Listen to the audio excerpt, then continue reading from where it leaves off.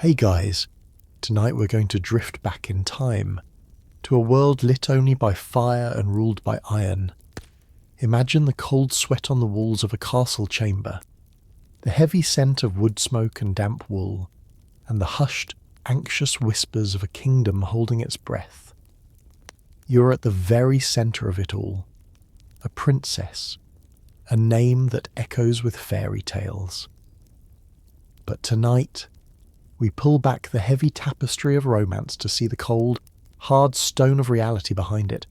The story may solve mysteries you never had an explanation for, showing you a life far stranger and more complex than any storybook version. It was a life of privilege, yes, but also one of profound restriction and staggering duty, beginning from the very first breath you take. So, before you explore the story with me, please take a moment to help me subscribe to the channel.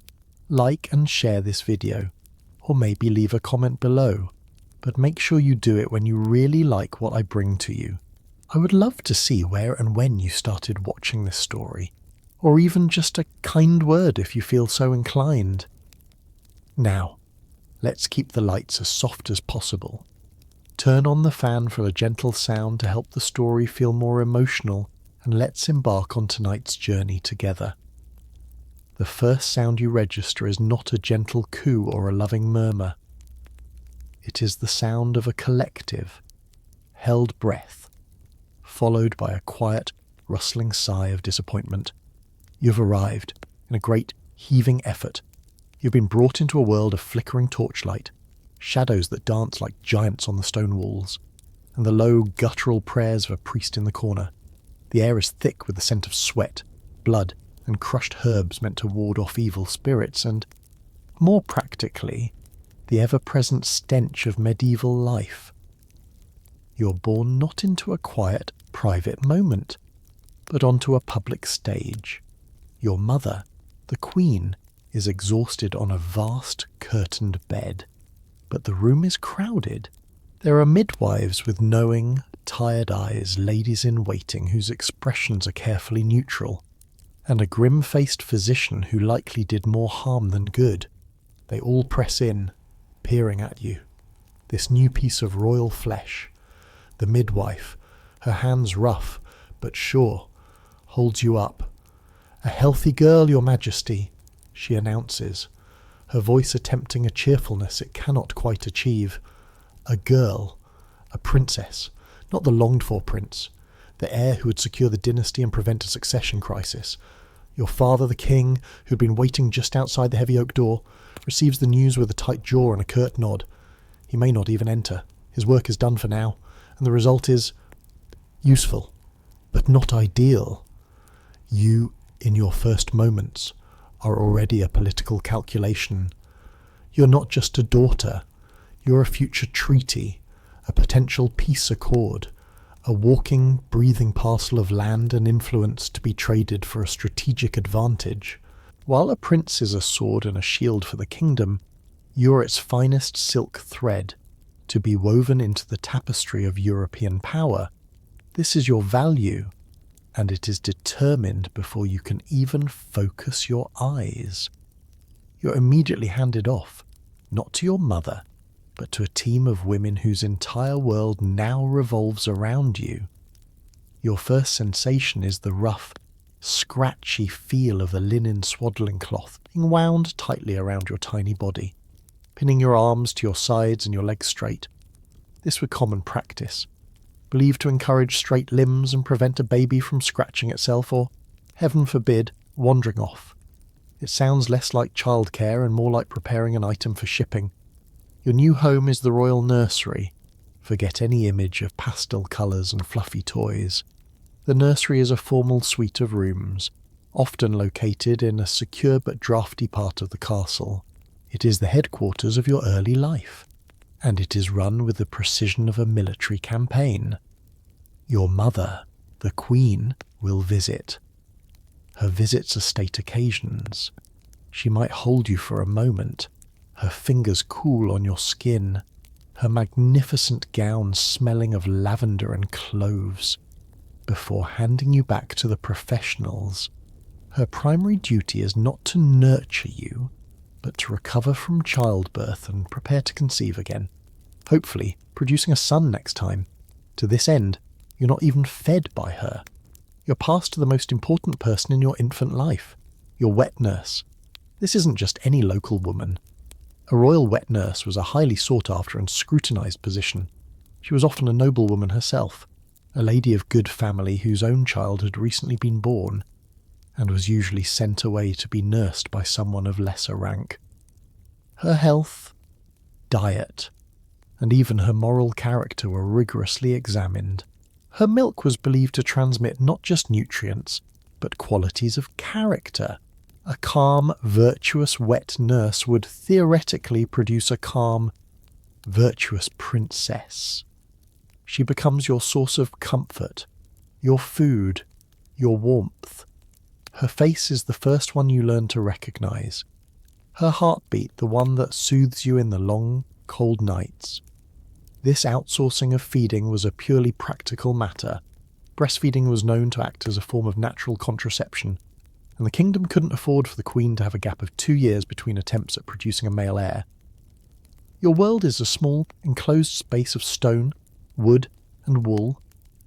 You lie in a heavy wooden cradle, often extravagantly carved, with a high, arching canopy to protect you from the constant drafts that snake through the castle corridors. Rockers, women employed for the sole purpose of sitting by your cradle for hours, gently push it back and forth. Their slow, rhythmic movements a constant backdrop to your existence.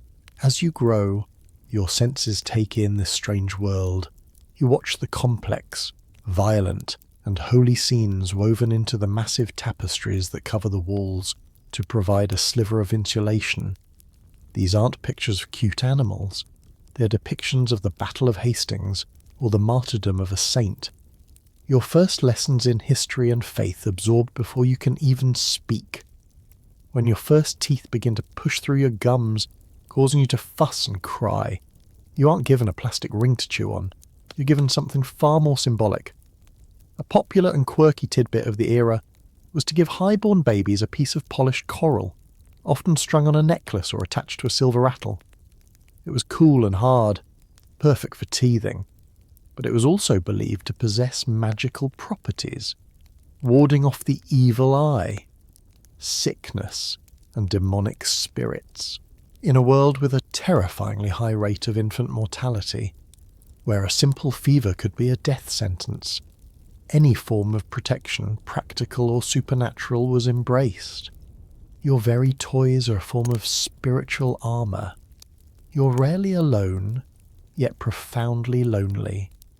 You're surrounded by a retinue, ladies of the nursery, chamber women, laundresses, and grooms who manage the pony you will one day learn to ride. They see to your every need, but their affection is tempered by deference and duty. Historians still argue whether the apparent emotional distance between medieval royal parents and their children was a true reflection of their feelings or simply a consequence of a society where duty and lineage overshadowed personal sentiment. Were there stolen moments of genuine parental love, unrecorded by chroniclers who only cared about treaties and successions?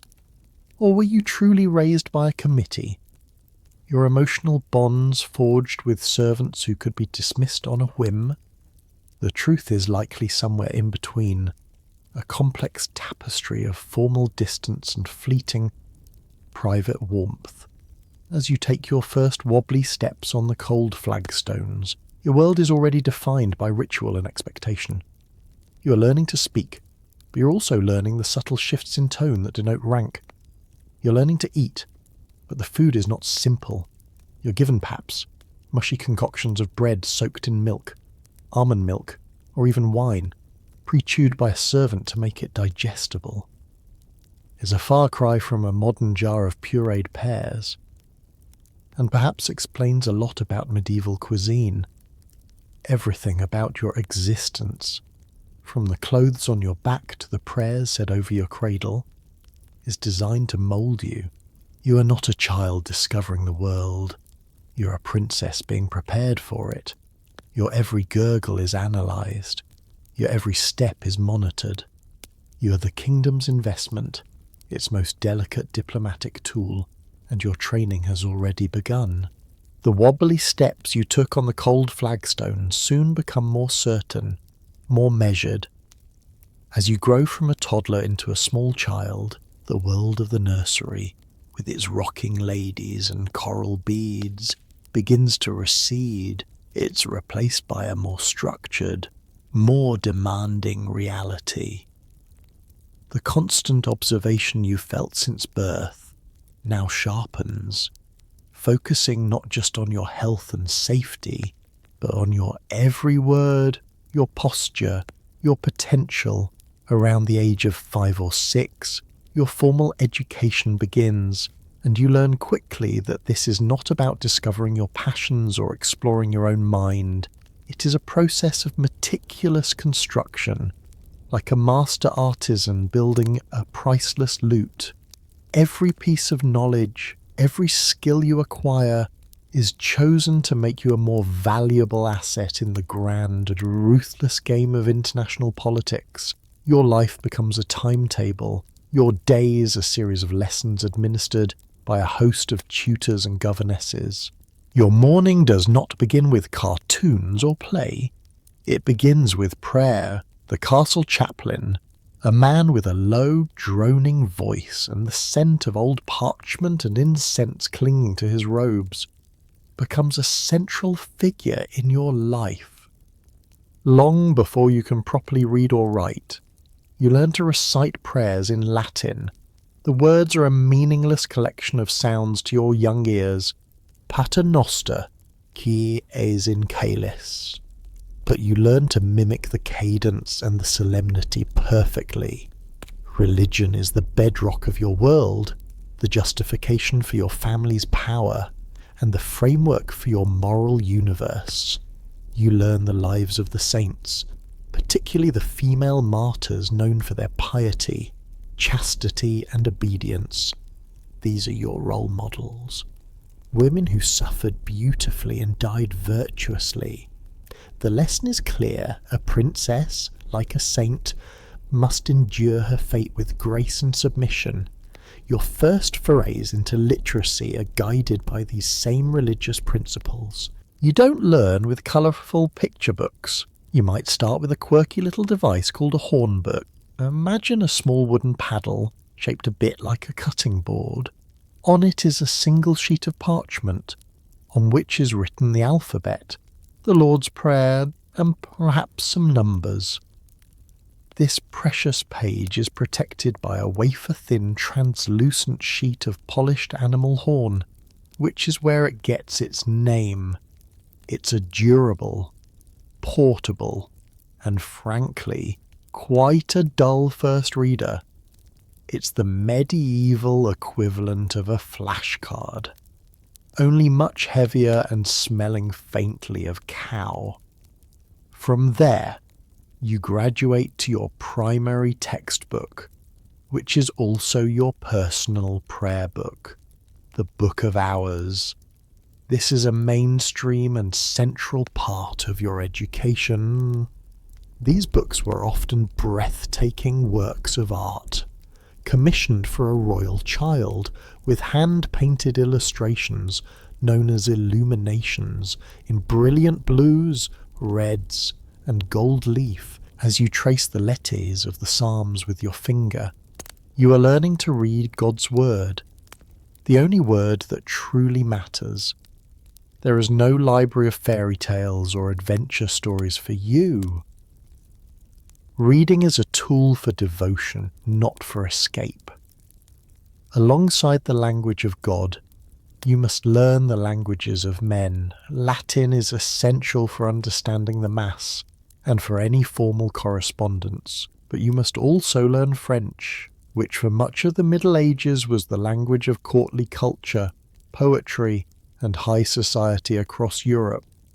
Your fluency is a mark of your breeding, and then there is the language of your potential future. If you are betrothed at a young age to a Spanish prince, a tutor who speaks Castilian is brought to court.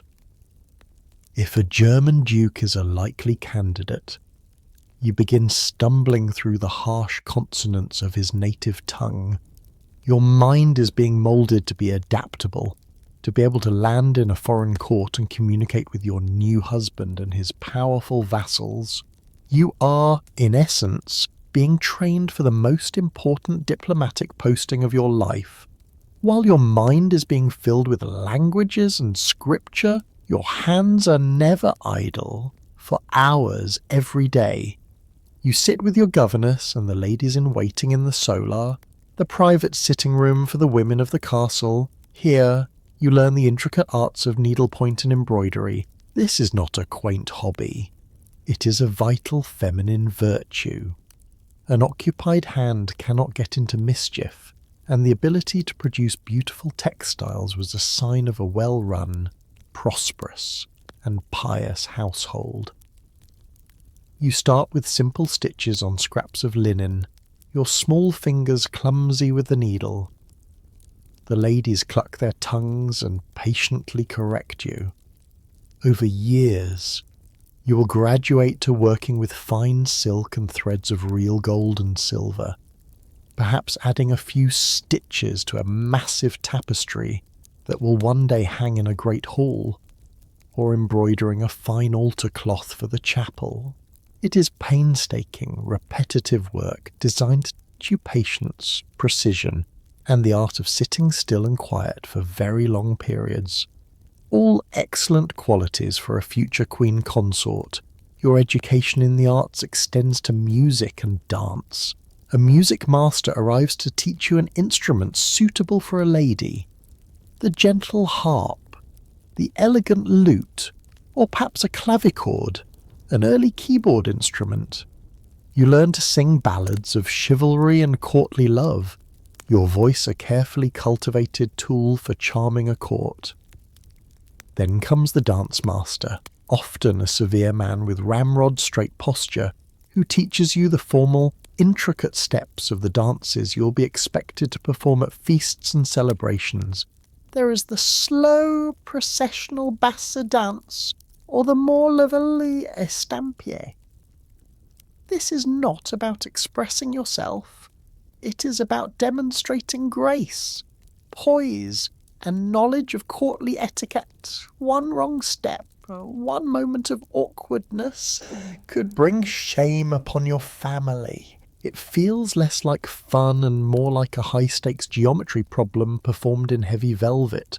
The pressure not to trip over your own feet in front of a visiting ambassador is immense, but perhaps the most important and least glamorous. Part of your education is in household management. Historians still argue whether the extensive training of noble women in this area was meant to empower them as capable rulers of their domestic sphere or simply to ensure they remained confined within it, becoming highly efficient managers rather than political players. Whatever the intention, the reality is that you are being trained to be the CEO of a massive and complex organization.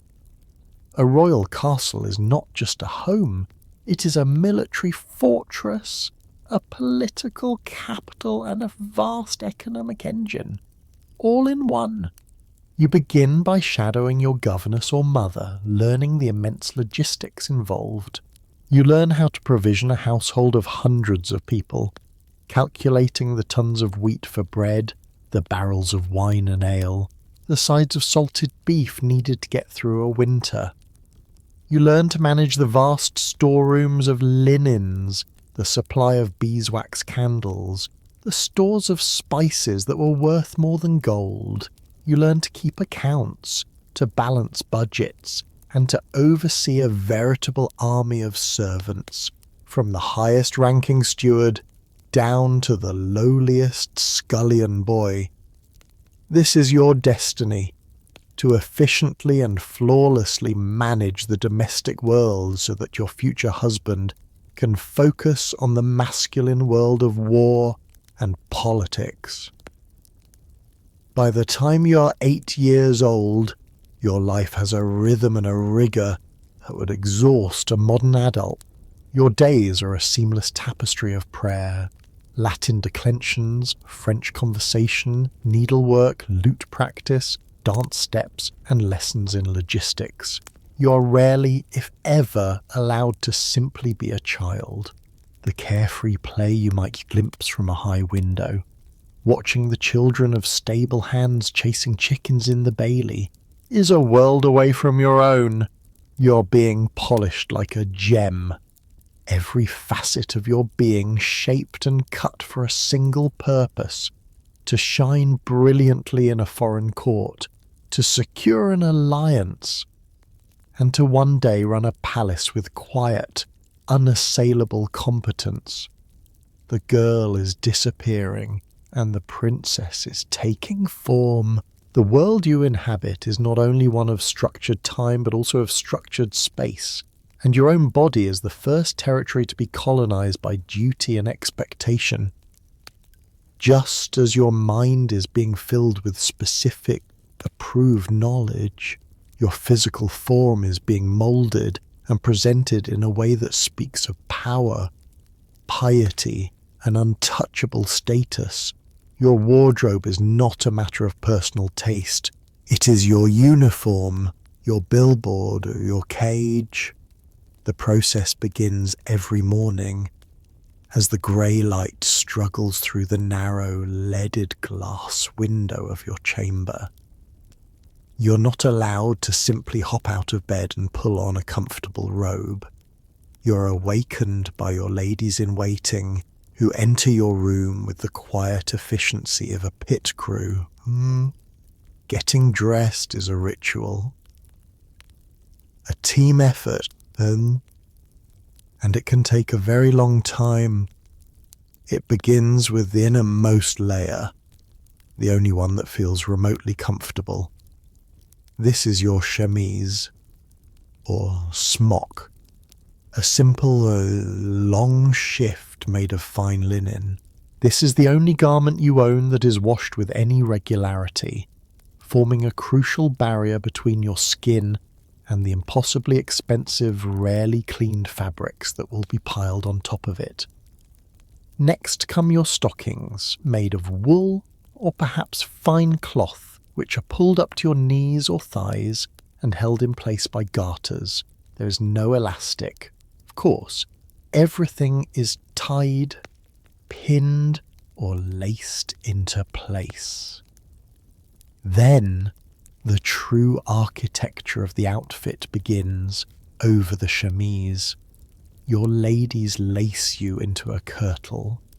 This is a long, fitted underdress, snug around the torso and flaring out at the hips. It is your first experience of being truly confined by your clothes. It is laced tightly, sometimes stiffened with buckram, designed to give you the fashionable silhouette of the period. A high waist, a flattened chest, and a gracefully straight posture. It is a constant, unyielding hug that reminds you to stand tall and to move with deliberate grace and to never, ever slump. Breathing deeply is a luxury you learn to live without. Only now, over this foundation, does the main gown go on. This is the garment that announces you to the world. It might be a houppelande, a magnificent and voluminous gown of heavy velvet or silk brocade. The fabric itself is a statement. Silk travelled thousands of miles along dangerous trade routes from the east. Velvet was perfected by artisans in Italy. The dyes used to create the brilliant colours, a deep crimson from crushed insects, a rich blue from the woad plant, were fantastically expensive. In fact, a mainstream feature of medieval society was the existence of sumptuary laws. These were strict legal codes that dictated who could wear what. A wealthy merchant's wife, for instance, might be forbidden by law from wearing certain types of fur or the colour purple, which was reserved for royalty. Your closet is therefore not just a collection of clothes. It is a legally protected symbol of your elite status. You are literally wearing your family's power, The design of the gown is often as impractical as it is beautiful. The sleeves might be extravagantly long and flowing, dangling almost to the floor, lined with ermine or squirrel fur. They look elegant as you glide through a hall, but they are also a significant fire hazard around the castle's many open flames and a nightmare to keep out of your soup at dinner. The skirt is long and heavy, often with a train that pools on the floor behind you. Every step you take is a negotiation with yards of fabric. Running's impossible. Even walking requires a specific gliding gait to keep from tripping. Your clothing is a physical manifestation of the leisurely, constrained life you're expected to lead. You do not perform labour. You are, in effect, a walking work of art. Your adornments are just as significant. Around your high waist you wear a girdle, which is not for holding your dress up, but is a purely decorative belt of linked gold or silver plates, often studded with gems. From it might hang a rosary, a decorative dagger you would never use, or a pomander. A pomander was a small, perforated metal ball containing a fragrant mixture of ambergris, musk, cloves, and other spices. In a world of questionable hygiene and pungent smells, you carry your own personal cloud of pleasant air with you, another clear sign of your separation from the common, smelly world. And what about your feet, which must carry this magnificent construction? On your feet you wear delicate slippers of soft leather, silk, or velvet, often intricately embroidered. They are beautiful but completely unsuited for the cold, uneven and often filthy castle floors, which might be covered in rushes strewn with discarded food and other waste. This is where a quirky and essential accessory comes in: pattens. These were wooden-soled overshoes that strapped onto your slippers, elevating you an inch or more above the ground. Walking in them was an acquired skill, a sort of elegant clomping, but they were essential for keeping your priceless footwear and the hem of your gown out of the muck. It's hard to look ethereal and majestic while teetering on wooden platforms, but such were the compromises of medieval high fashion. Finally, there is your head after a certain age. Your hair, a symbol of your maidenhood, is rarely worn loose. It is painstakingly braided, coiled, and pinned into elaborate arrangements, often augmented with ribbons or jewels. Over this, you wear a headdress. This could be a simple circlet of gold, a fine veil of silk gauze, or, in the later Middle Ages, the famously dramatic hennin. This was the tall, conical, pointed hat, sometimes a foot or more in height, from which a long, gossamer veil would float. It is the iconic headwear of the fairy tale princess, but historians still argue whether these extreme fashions for women were a deliberate tool of patriarchal control, making it physically difficult for women to move quickly or freely, or if noble women themselves embraced these styles as a competitive form of self-expression, a way to visually dominate a crowded court and assert their own status. Navigating a low stone doorway while wearing a giant pointy hat was likely a daily exercise in humility. Once the final pin is in place and the last jewel is adjusted, you are complete. You stand before a polished metal mirror, your reflection blurry and distorted. You do not see a child, you see a symbol, a glittering, constricted, fragrant, and impossibly valuable creature. Your clothes weigh you down. They keep you warm in the drafty halls and make you swelter near a fire. They dictate your posture, your pace, and your place. You are now ready to be seen. You glide out of your chamber, your ladies fussing with your train, ready to begin another day of being a perfect, silent advertisement for the wealth and power of your father's kingdom. Now dressed in the full, heavy panoply of your station, you glide out from your private chambers. Do you remember the sheer weight of your gown? The way it forces you to move with a slow, deliberate grace? That same measured pace carries you towards the very heart of the castle's political and social life, the Great Hall. This is where the main meals of the day are taken, and just like getting dressed, eating is a public performance governed by unyielding rules of etiquette. The hall is a cavernous, echoing space. The ceiling is a complex web of dark wooden beams, blackened by the smoke of countless fires that have burned in the huge central hearth. The air is a thick soup of smells: roasting meat, wood smoke, unwashed dogs that doze and fight for scraps under the tables, and the faint, collective odour of hundreds of people in an era before daily bathing.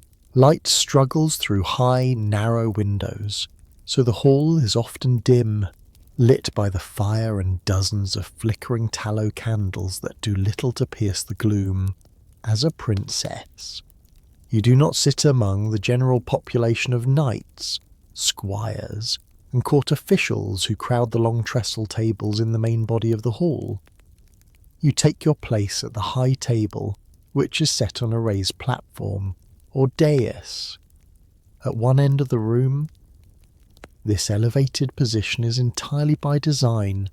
You are literally and figuratively above everyone else, on constant display. Before the meal begins, a procession of pages moves along the high table with ewers of warm, rose-scented water and linen towels for you to wash your hands, a necessary piece of hygiene in a time when fingers were the primary eating utensils. Then, a long solemn grace is said by the chaplain, and only then does the controlled chaos of the meal commence. You look at the table before you. It is set with a fine linen cloth, but it might seem bare to modern eyes. You have a spoon crafted from silver and a personal knife, which is sharp and pointed, good for both spearing food and, if necessary, defending your honour. What you do not have is a fork. They were seen as a foppish Italian affectation for much of the period and would not become common for centuries. You also do not have your own plates. Instead, the mainstream and defining feature of the medieval table is the trencher.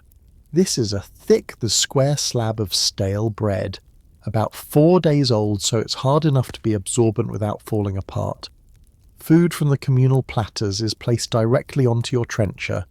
The bread soaks up the juices and gravies, and at the end of the meal, your gravy-soaked plate is collected and given as alms to the poor and hungry who wait at the castle gates. It is a system of charity built directly into the dinner service. You also don't have your own cup. You share a communal goblet, often made of silver or even gold, with the person sitting next to you. This makes elegant sipping an essential skill.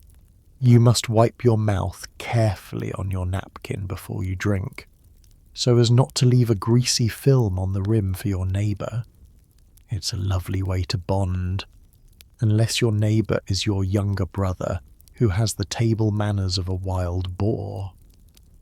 The food itself arrives in a grand procession, carried in by an army of servants. The medieval noble diet is heavy on meat. Enormous platters are set down, bearing whole roasted animals. You might see a haunch of venison, a roasted boar with an apple in its mouth, or, on the grandest occasions, a swan or a peacock, painstakingly roasted and then redressed in its own feathers to look as if it were still alive on the platter. It is a stunning, if slightly macabre, display of wealth and the king's hunting prowess. The flavours, however, might be shocking to your palate. Spices were the ultimate luxury good, imported at astronomical cost from the Far East. A lord would spend a fortune on peppercorns, cloves, cinnamon, nutmeg, and ginger. Cooks used them with a heavy hand, not necessarily to create subtle and balanced flavours, but to flaunt the master's wealth. A dish loaded with spices was a dish that screamed, "I am richer than you are." Historians still argue whether the medieval elite's preference for this overwhelming spice profile was a genuinely enjoyed taste, perhaps developed to mask the flavour of meat that was beginning to turn, or if it was primarily a form of conspicuous consumption, where the message of the food was more important than the taste. Your meal is a strange mix of the bland and the overwhelmingly intense. The bread of your trencher is plain, but the sauce it soaks up is a riot of clashing sweet, sour, and spicy notes. Vegetables are surprisingly rare on the high table, often considered the food of peasants, though you might have onions or garlic in a sauce, or a pottage of boiled greens. Desserts are elaborate. Fruit tarts, custards, and fantastic jellies moulded into elaborate shapes.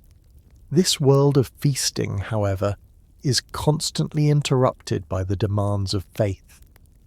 The church calendar was filled with fast days every Friday, the season of Lent, and various other holy days. On these days, eating the flesh of land animals was a sin. This did not mean you ate meagerly, it just meant the royal kitchens had to get creative. The rivers and castle fish ponds provided carp, pike, and eels. The sea provided herring and cod, but the definition of fish was wonderfully flexible, leading to some quirky culinary workarounds. Because beavers spent much of their time in the water and had scaly tails, their tails were classified as fish and could be eaten during Lent.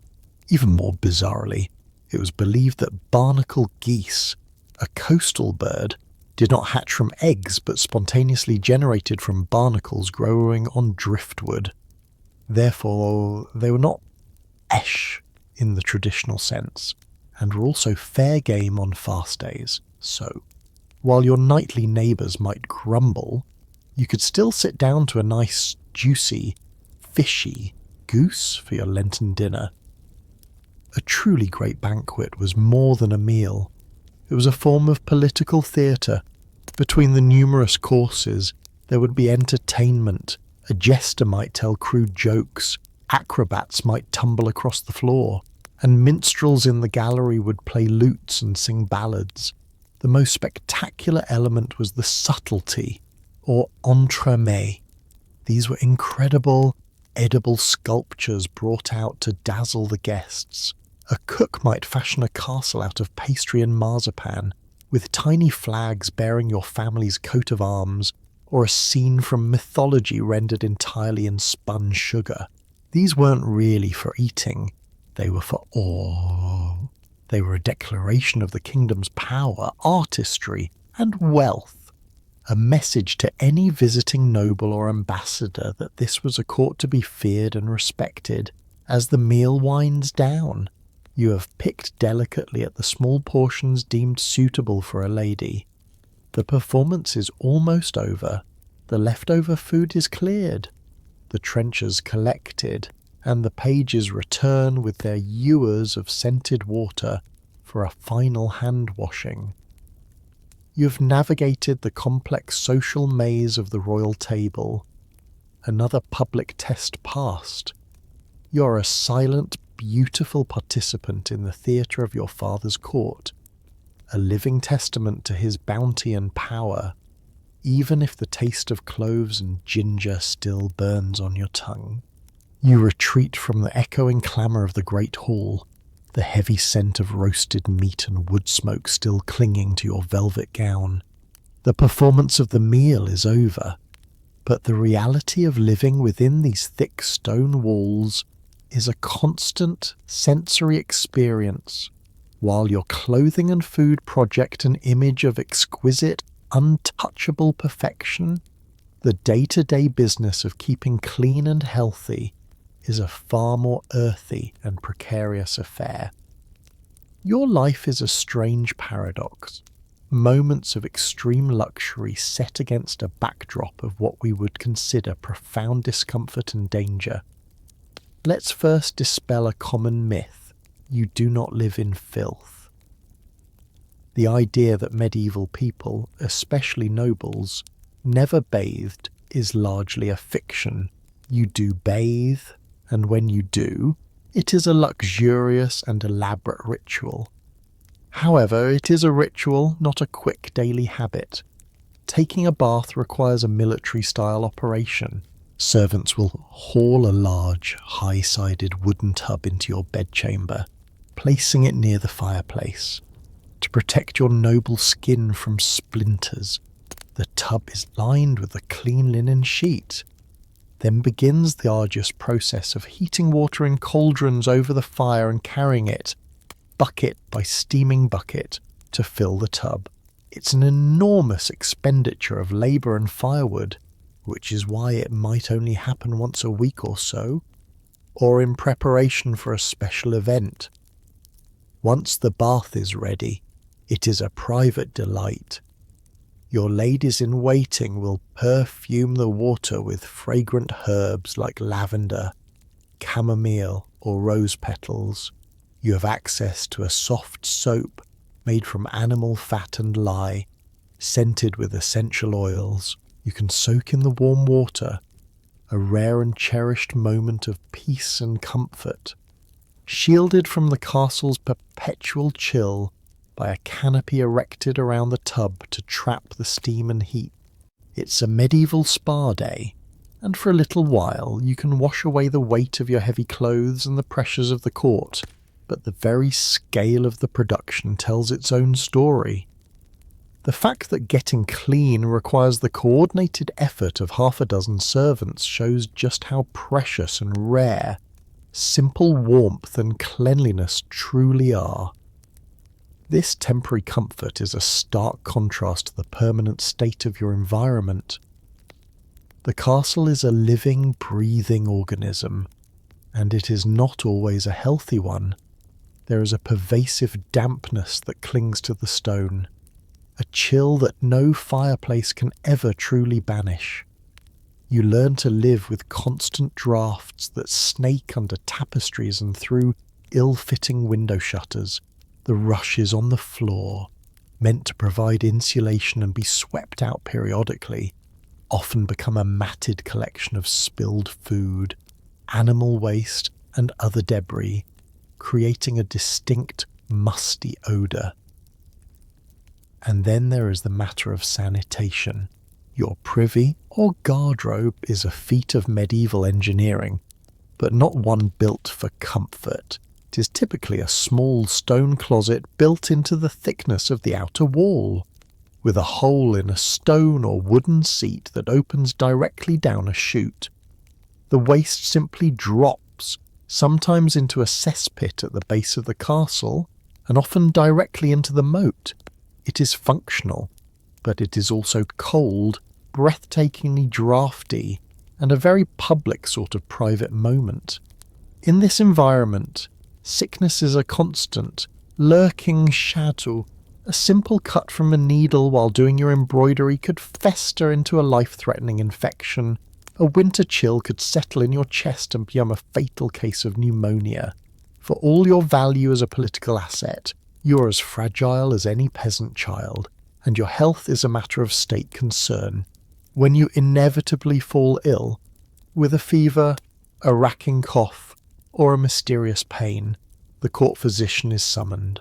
He is a man of great learning, but his knowledge is based on a medical framework that is profoundly alien to us. The central mainstream belief that governs all medicine is the theory of the four humours. This ancient Greek idea holds that the human body is composed of four essential fluids: blood, phlegm, yellow bile, and black bile. A healthy person has these four humours in perfect balance. Sickness, therefore, is simply an imbalance. Too much blood making you hot and feverish, sanguine. Too much phlegm making you sluggish and cold, phlegmatic. The physician's job is not to kill a virus or bacterium, concepts that do not exist, but to restore your personal humoral equilibrium. To do this, he must first diagnose the problem. His primary tool is a detailed inspection of your urine. This is a quirky, but essential, part of any diagnosis. A servant will bring him a sample in a special flask, and he will hold it to the light, studying its colour, consistency and sediment. He will note its smell. He might even, if he is particularly dedicated, taste it. He compares his findings to a detailed urine wheel, a circular chart that links different urinary characteristics to specific ailments and humoral imbalances. A diagnosis of too much blood, for instance, might be his conclusion from this inspection. Once the imbalance is identified, the cures are prescribed, and they are all designed to remove the excess humour. If you have too much blood, the solution is obvious. You must be bled. This could be done by a surgeon making a small cut in a vein, or, more commonly, by applying leeches to your skin. You lie quietly while the slimy creatures latch on and drink their fill. A strange and unsettling sensation. If the problem is an excess of bile, the physician might prescribe powerful herbal concoctions to make you vomit or laxatives to purge your system. Your diet will be strictly controlled. Certain foods were considered hot or cold or wet or dry, and you'll be fed things believed to counteract your specific imbalance, while the university-trained physician is applying his learned and often violent remedies. Your ladies-in-waiting are likely employing a whole other set of cures based on folklore, herbalism and prayer. They will brew you teas from healing plants grown in the castle's herb garden. They may place a holy relic under your pillow, or say special prayers to a saint known for healing. This creates a fascinating medical duality, and historians still argue whether the aggressive, theory-based treatments of the physicians, like bloodletting, were ultimately more harmful or helpful than the gentler, experience-based folk remedies of the women who attended the sickbeds. Were you more likely to be saved by a leech or a prayer? No one really knew. You simply endure it all. The doctor's strange pronouncements, the bitter herbs, the unnerving bloodletting wrapped in furs, your fate in the hands of a science that seems more like magic, and a faith that is as powerful as any medicines. When the physician and his leeches have departed, and your strength returns, your carefully structured life resumes. But it is not an endless cycle of lessons, meals, and prayers. There are moments of respite, hours set aside for what could be called leisure. Yet, even your free time is not truly free. Your pastimes are designed to be elegant, skillful, and appropriate to your station. They are another facet of your education, another arena in which to display the grace and refinement that have been so meticulously drilled into you. But within these gilded confines, you find moments of genuine pleasure, of quiet contemplation, and even thrilling action. On the long, cold afternoons of winter, when the wind howls around the stone turrets, you find your entertainment indoors. The solar, the private sitting room of the Queen and her ladies, is the main stage for these activities. It is warmer and more comfortable than the great hall, with a large fireplace, cushioned window seats, and walls covered in rich tapestries that tell stories of ancient heroes. Here, you sit across a beautifully carved ivory or wooden board for a game of chess. The game, which came to Europe from Persia, is wildly popular among the nobility. It is not seen as a mere distraction, but as a serious intellectual pursuit, a miniature battle that hones your skills in strategy, foresight, and patience as you ponder your next move, moving the heavy, stylized pieces of the queen or the knight. You are learning the same kind of strategic thinking that your father uses to govern his kingdom. Honestly, some days the rules of court politics are so baffling that a straightforward game of chess feels like a relaxing break. If chess is too demanding, there is always tables, an ancestor of modern backgammon, a faster game of luck and quick decisions played with dice. But the most common form of entertainment is simply listening. On many evenings, a minstrel or troubadour is brought in to perform. In the flickering firelight, he will pluck a lute and sing long, epic poems of chivalry and daring, tales of King Arthur's knights, of Charlemagne, or of star-crossed lovers like Tristan and Isolde. You and the other ladies of the court sit, perhaps with your embroidery in your laps, utterly captivated. These stories are your soap operas, your fantasy novels, your cinematic universe. They shape your understanding of the world, of honour, and of love. And this is where a great scholarly debate lies.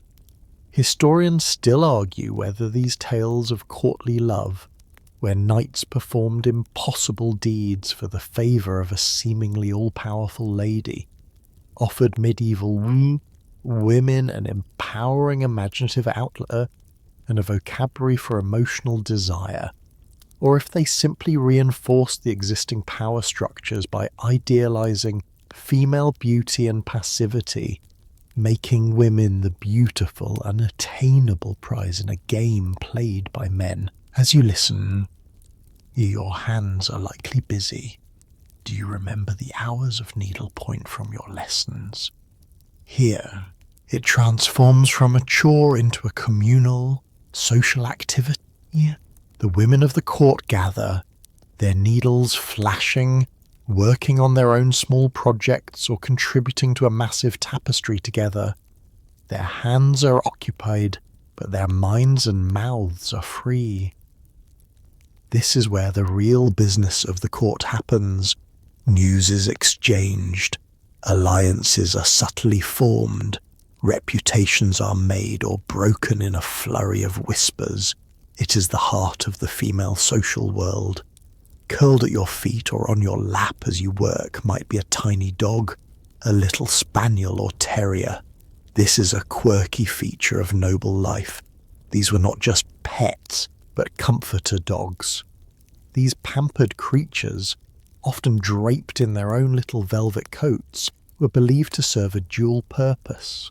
They provided warmth and companionship, of course, but it was also thought they could soothe stomach pains when held against the abdomen and, more pragmatically, that they would attract the fleas that inevitably infested even the cleanest of castles, drawing the pests away from their noble owner. You have, in essence, a living, breathing, and very fashionable flea trap. When the weather is fair, however, the whole court yearns to be outdoors.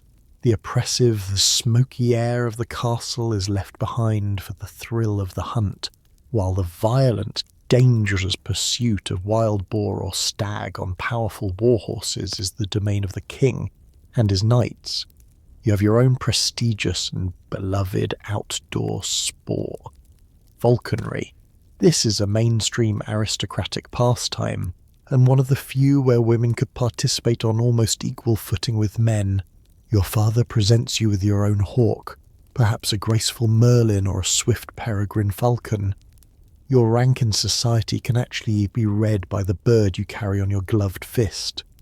An emperor might carry an eagle, only a knight a falcon, and a lowly knave only a kestrel. You spend hours with the master falconer, learning how to handle the bird, to release it, to call it back, out in the fields, riding a gentle, ambling horse called a palfrey.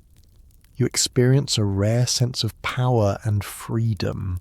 You unhood your hawk, its dark eyes sharp and focused, and cast it into the air.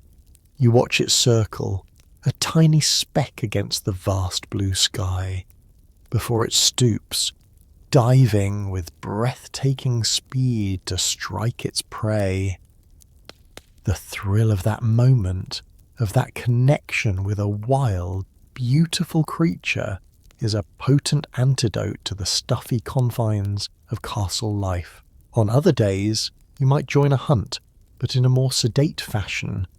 You and the other ladies will ride out, following the men, enjoying the fresh air and the excitement of the chase from a safe distance, a colourful and elegant audience to the masculine display of prowess.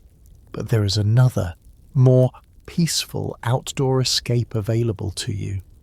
Within the castle's curtain walls, there is often an enclosed garden, a private sanctuary known as a herber. It is a small, carefully ordered paradise, protected from the wild world outside. Here you can walk along paths of crushed shells or soft turf, surrounded by raised beds of fragrant roses, lilies, and herbs like rosemary and thyme. There might be a small fountain trickling in the centre, its sound a gentle counterpoint to the distant noise of the blacksmith's hammer. This is your space for quiet reflection, for private conversation with your most trusted ladies, a place where you can take off your metaphorical armour and simply breathe. It is a world away from the noise, the spells, and the politics of the great hall, a fragile, beautiful piece of nature held safely within the stone embrace of the fortress. These moments, whether they are filled with the wild cry of a hawk or the silent perfume of a rose, are the punctuation in the long, formal prose of your life, brief but essential, the fleeting moments of freedom you enjoyed, chasing a hawk's shadow across an open field or finding peace in the quiet geometry of the garden, become more precious as you begin to notice a subtle shift in the currents of the court. The way the king's advisors look at you is different now, more calculating. There are more closed-door meetings in your father's solar, from which you hear the low murmur of serious debate. Strangers with foreign accents and unfamiliar coats of arms begin to arrive at the castle, their retinues crowding the courtyards. You are entering your 12th or 13th year, your childhood. That brief, highly structured period of preparation is officially over. The chess game you learnt to play in the solar is about to become terrifyingly real, and you're no longer a player, but the most valuable piece on the board. The queen, to be moved across the map of Europe to checkmate a rival or secure a border. One day, you're summoned to your father's presence. This is not a casual meeting. You are dressed in your finest kirtle, your hair meticulously braided. You enter the chamber and find him not alone, but with his most senior counsellors, their faces grim and unreadable. There is no gentle preamble. The king, your father, informs you as a matter of state policy that negotiations for your hand in marriage are entering their final stages. He names a prince, or perhaps a duke, or even a widowed king. From a kingdom you know only from your language tutors and the maps drawn on stiff parchment, he may show you a quick, unflattering sketch of the man, or perhaps just a description of his titles and lands. Your opinion is not requested. Your consent is assumed. You are being given an order, the most significant one of your life. All your lessons, the Latin, the French, and the dancing, the music, the endless embroidery, it all crystallizes into this single terrifying purpose. You were never being educated, you were being prepared for export. You are now the subject of a complex and ruthless business transaction. In those council meetings you are forbidden to attend, you are discussed as a collection of assets. First, there is your bloodline, the royal lineage that flows through your veins, a priceless commodity. Second, there is your dowry, the wealth your father will send with you to your new husband. This is the subject of intense haggling. So many thousands in gold coin, ownership of a particular province, trading rights in a certain port. Third, and most important, is the alliance your bodies will seal. Your marriage is a treaty made flesh. It might end a decades-long war, create a powerful bloc against a mutual enemy, or secure a shaky succession. Your personal happiness is not a factor in this geopolitical equation. As the deal nears completion, a special embassy may arrive from your future husband's court. Their purpose is singular, to inspect the goods. You are brought before them in the Great Hall, a moment of profound and humiliating scrutiny.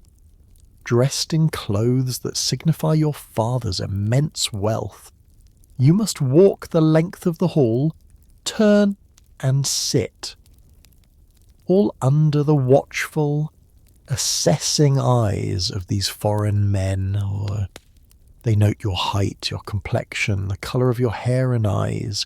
They watch for any sign of a limp, a cough, or a deformity.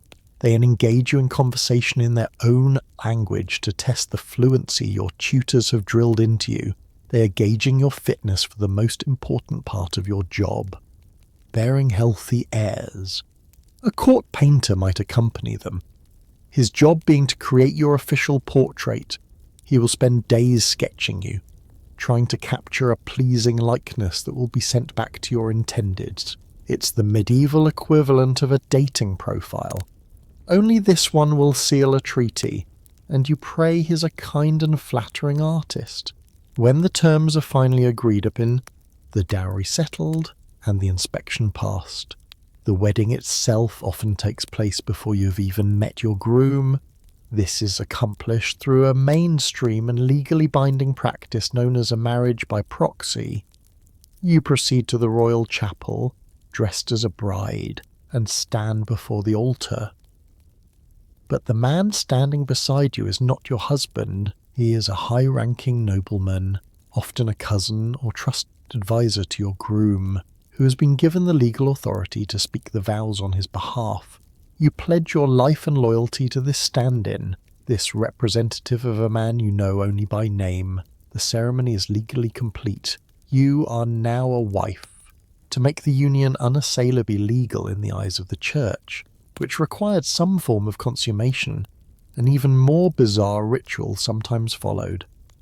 This quirky tidbit of proxy marriage was the ceremonial bedding. Later that evening, you would be led to a state bed by your ladies. You would lie down, fully clothed in your formal gown. The proxy, also fully clothed, would then lie down on the bed beside you in front of numerous high-ranking witnesses from both courts. He might touch your hand or shoulder as a symbol of taking possession.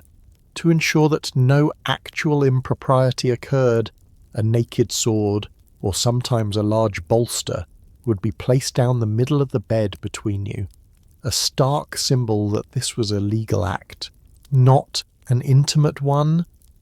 It is a profoundly strange, impersonal, and deeply awkward piece of political theatre. Imagine being tucked in next to your future husband's 50-year-old uncle. And so, you're a married virgin, a child bride, bound to a stranger. The reality of your situation begins to settle in your heart like a cold stone. You'll soon have to leave everything you have ever known. The castle that has been your entire world, the faces of your ladies-in-waiting, even the familiar feel of the wind on the battlements. This raises a question that historians still argue over. Were you, and other young women like you, completely powerless pawns in this game? Or did you find ways to exert some small measure of control? Could a princess, through tears and pleas to a doting father, or by cultivating a reputation for extreme piety, or even by feigning a sudden, mysterious illness, influence the outcome of these negotiations? The chronicles, written by men, rarely record such things, leaving us to wonder about the silent, desperate struggles that must have taken place behind the tapestry-hung walls. For now, though, your fate is sealed. You are a wife, and your new life, in a new land, with a new and unknown husband, awaits.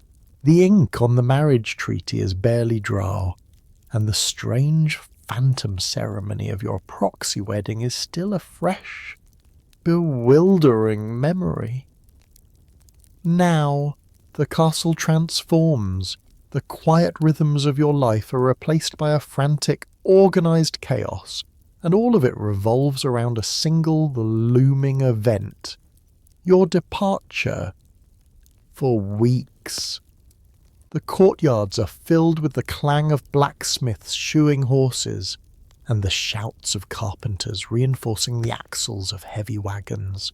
Your chambers, once a quiet sanctuary, are overrun with servants packing your entire existence into enormous, iron-banded wooden chests. This is your trousseau, and it is a treasure trove designed to awe your new family and announce the staggering wealth of your own. There are dozens of gowns of silk and velvet, packed in lavender and herbs. There are furs, linens, and tapestries to decorate your future rooms and make them feel more like home. There are jewels, your personal prayer book, silver cutlery, and golden plates. It's less like packing for a trip and more like a carefully planned invasion of luxury goods. The day you are to leave dawns cold and grey. The entire household gathers in the main courtyard to see you off. This is the moment the abstract idea of your marriage becomes a stark and painful reality. You say your goodbyes. Your father, the king, might place a stiff, formal hand on your shoulder, his face a mask of regal composure, though you might see a flicker of something else in his eyes. Your mother, the queen, embraces you, her advice a whispered litany of duties. Be pious, be obedient, be fruitful. Your ladies in waiting, the companions of your youth, are weeping openly. You are taking some of them with you, but others you will never see again. The final, sharpest pang of sorrow comes as you leave the gates of the castle, the only home you've ever known, its familiar grey stone receding behind you until it is just a speck on the horizon. You are now truly untethered, a ship pushed out into a vast, unknown sea. You travel at the heart of a magnificent and slow-moving beast, your retinue. This is not a simple trip, it is a procession, a moving statement of power. There are hundreds of people in your party. Knights in shining mail ride at the front and back, their banners snapping in the wind, a deterrent to any bandits foolish enough to attack such a formidable group. There are the diplomats and the officials who negotiated your marriage, their job now to deliver you safely. There is your household staff, your ladies, your chaplain, your physician, your treasurer, and countless grooms, laundresses, and cooks. And then there are the wagons, a long train of heavy, groaning vehicles piled high with the chests of your trousseau. Your own comfort is a priority, at least in theory. You might spend some of the day riding your favourite palfrey, a gentle horse with a smooth gait, but for long stretches, especially in bad weather, you will travel in a litter. This mainstream mode of transport for noble women is essentially a covered couch, enclosed by curtains, slung between two sturdy horses, one at the front and one at the back. It offers you privacy and protection from the rain and sun, but the swaying, rocking motion on the rough, rutted roads is enough to make even the strongest stomach turn. It's a dizzying, claustrophobic way to see the world pass by in blurry green and brown snatches. The journey is achingly slow, the roads are often little more than muddy tracks, and your massive procession can travel only 15 or 20 miles on a good day. At night, you do not camp under the stars. Your arrival is planned and expected. You stay in the castles of allied lords, or in large, wealthy monasteries, which were the medieval equivalent of luxury hotels offering safety, food, and lodging. But each night is another strange bed, another unfamiliar hall, another set of faces staring at you. The foreign princess, with a mixture of awe and suspicion, and to cross the lands of lords who are not your father's firm allies. Your party carries a quirky but vital set of documents. Safe conduct letters. These are official parchment, stamped with the seals of the local dukes, counts and barons, granting your procession the right to pass through their territory unmolested. It is your medieval passport, a piece of paper that stands between you and potential extortion or attack. If your journey requires you to cross the sea, you face a new kind of misery. You board a cramped, creaking wooden ship, a cog, its single mast and square sail looking perilously fragile against the vastness of the water. You are given the best cabin, but it is still just a small, airless wooden box. The ship is tossed by the waves, and you're overcome with seasickness. The fear of storms is constant, as is the very real threat of pirates. You spend the voyage praying for the sight of land, for solid ground beneath your feet again. Yet, for all the discomfort, fear and loneliness, this journey is also the first time you are seeing the world from the swaying confines of your litter or the back of your horse. You glimpse things you have only ever read about. You see mountains that loom impossibly high, their peaks lost in the clouds.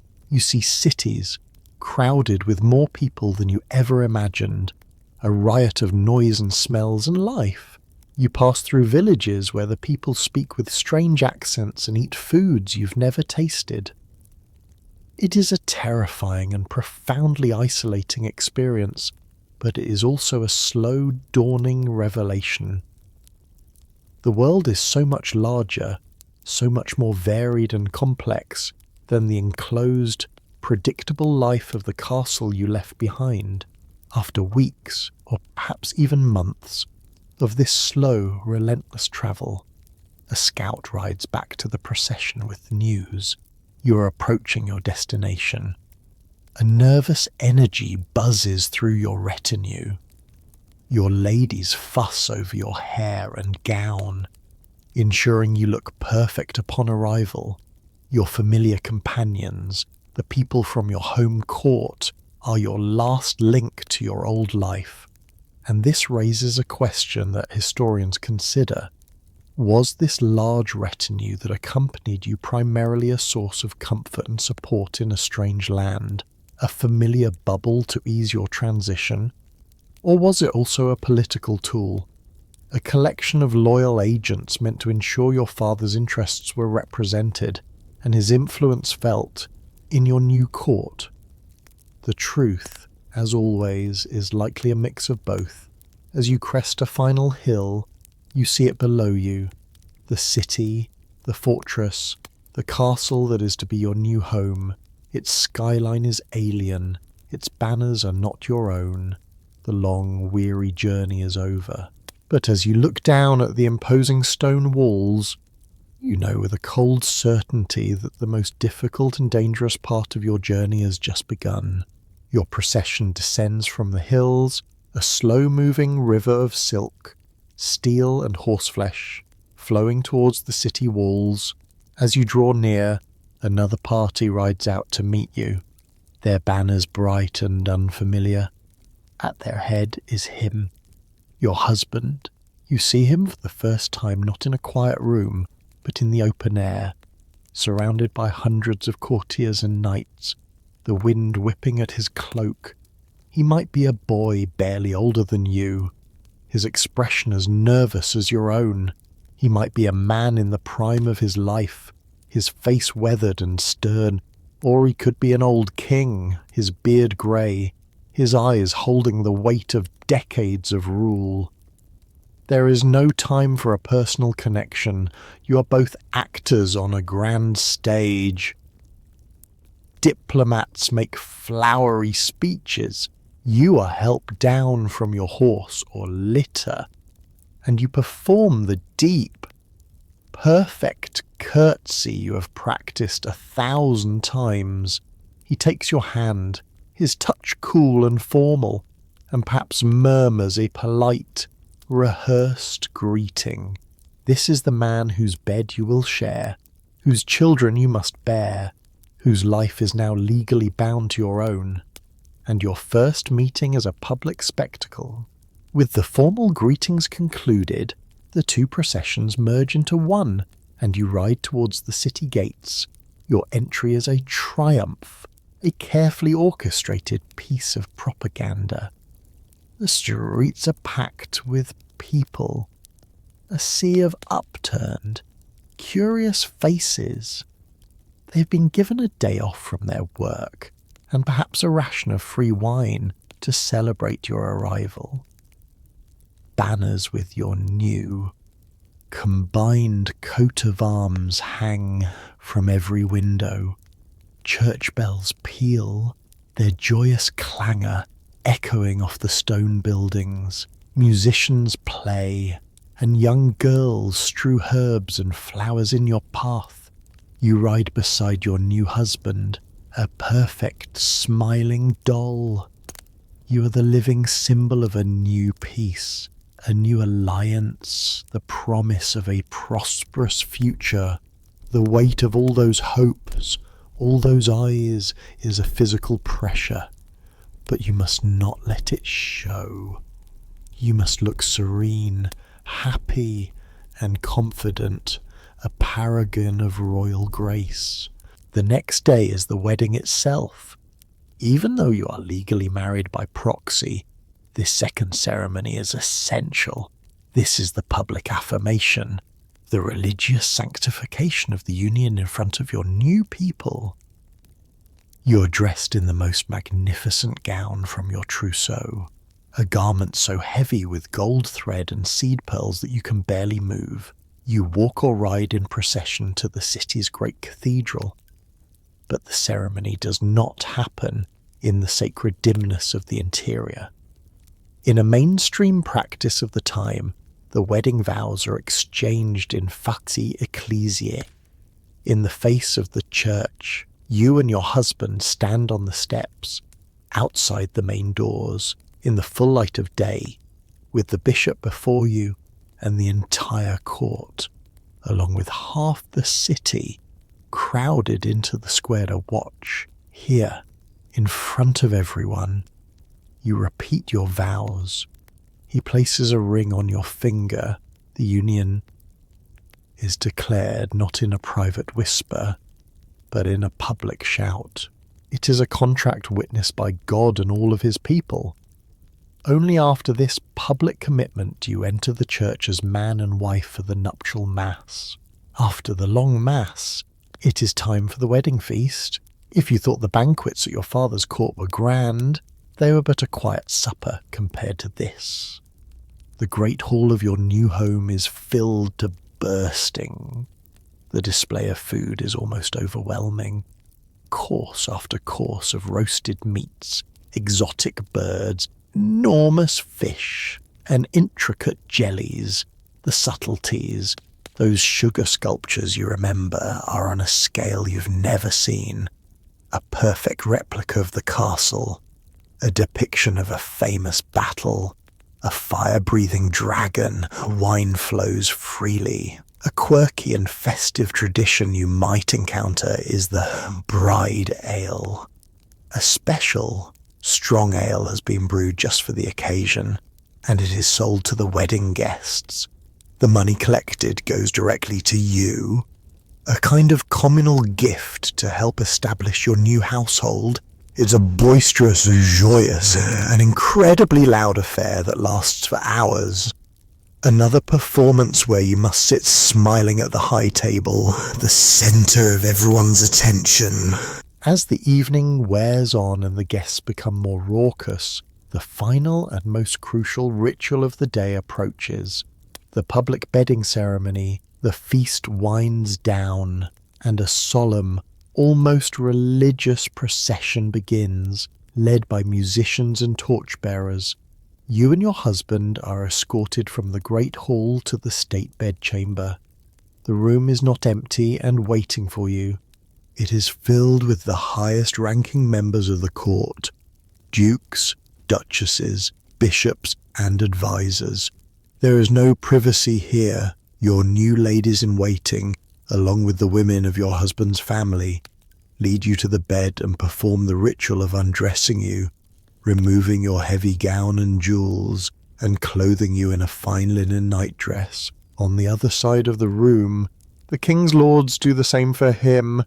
Once you are both in the bed, a bishop steps forward to bless the union, sprinkling the sheets with holy water and praying for fertility and many sons.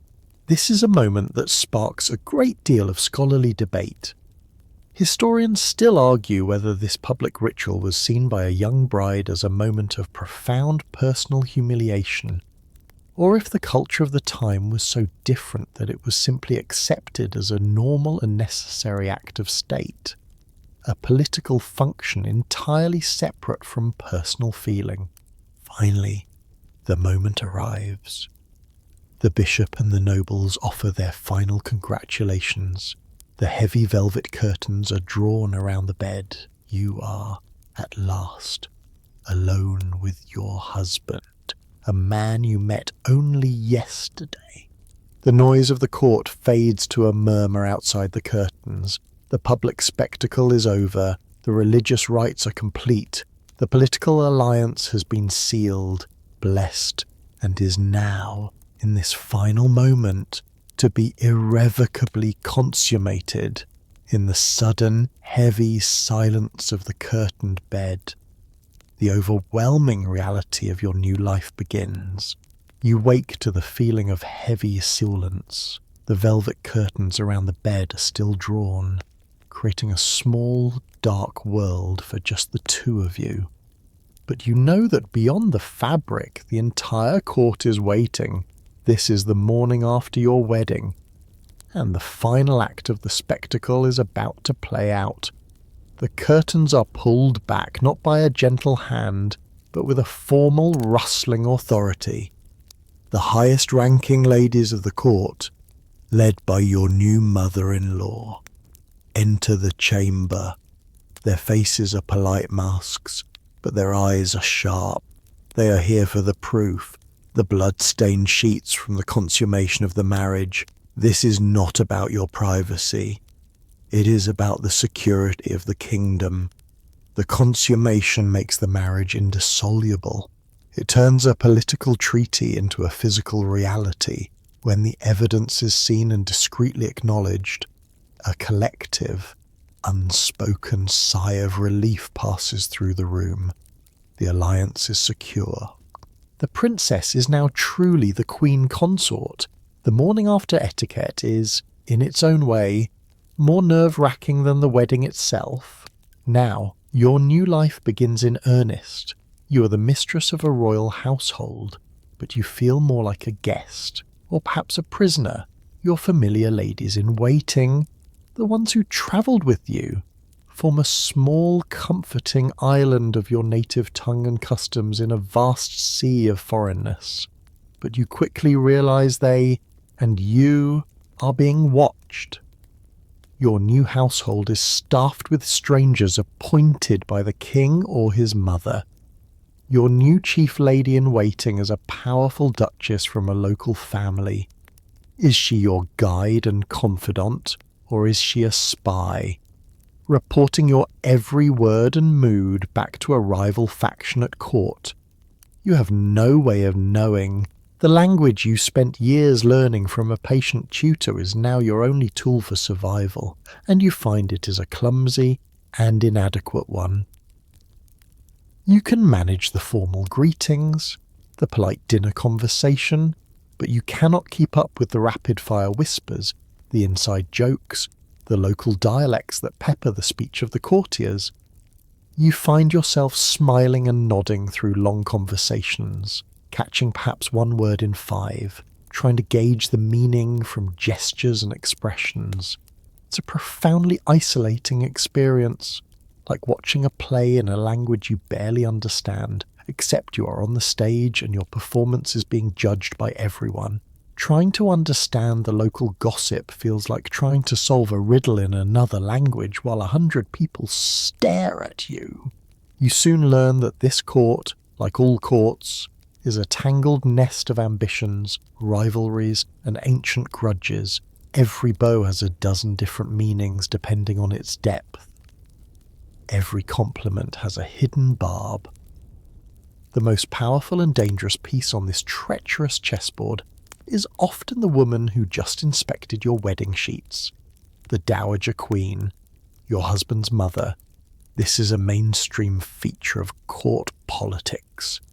She has been the first lady of this kingdom for decades. She holds vast lands, immense wealth, and a network of loyal followers who owe their positions to her. She will not surrender her power and influence to a foreign girl without a fight. She may be charming and motherly to your face, but you see the way others defer to her, the way her faction moves through the court like a silent army. She is your greatest potential ally and your most dangerous enemy. Beside her, there are other factions to consider.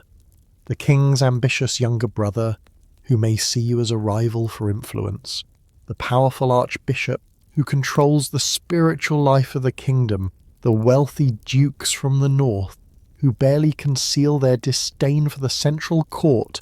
They all watch you, circling like wolves, trying to determine if you are a threat, a pawn, or a potential ally in their own endless games of power. Your every action is analysed. If you show favour to one, you make an enemy of another. If you remain neutral, you are seen as weak or aloof. To survive, you must learn to gather information. You must become a watcher, a listener, a student of human nature. You learn to read the subtle shifts of power in the way people position themselves around the king. You learn that the most valuable information often comes from the most unlikely of sources. While the king's spies are listening at keyholes, the court jester or dwarf sees everything in plain sight. This quirky figure, dressed in motley, is allowed to go anywhere, to speak to anyone, to make jokes that mock the powerful. Because he is dismissed as a fool, he is ignored, but he is often the most intelligent and observant person in the room. His nonsensical rhymes might contain a warning. His silly pranks might reveal a secret affair. Learning to decipher the jester's jokes can be a more effective form of espionage than bribing a guard. As the weeks turn into months, your isolation deepens. One by one, your beloved attendants from your home country are sent back, laden with gifts and thanks from your new husband. It is done with the utmost politeness. A gesture meant to show that you are now fully integrated into your new family. But you know the truth. You are being cut off from your roots, separated from those whose loyalty was unequivocally yours. You are left with only your new household, a collection of smiling strangers, and this forces upon you a constant, draining choice, a subject of great scholarly debate. Historians argue whether a foreign queen who clung to her native language, fashions, and advisors was dooming herself by feeding the court's xenophobia, or if she was wisely maintaining a power base and cultural identity separate from her husband's. Do you assimilate completely, becoming a perfect copy of the women around you? Or do you hold on to the things that make you you, and risk being forever branded as a suspicious outsider? You walk through the cold, magnificent halls of your new home, no longer the terrified bride, but not yet the confident queen. You are something in between. A survivor. You are learning the delicate, deadly dance of court intrigue. You're beginning to discern who among your new ladies is trustworthy, who is ambitious, and who is dangerous. You are building alliances. One quiet conversation, one shared prayer, one small favor at a time. The naive girl who arrived weeks ago is gone, burned away in the constant, unblinking fire of the court's gaze.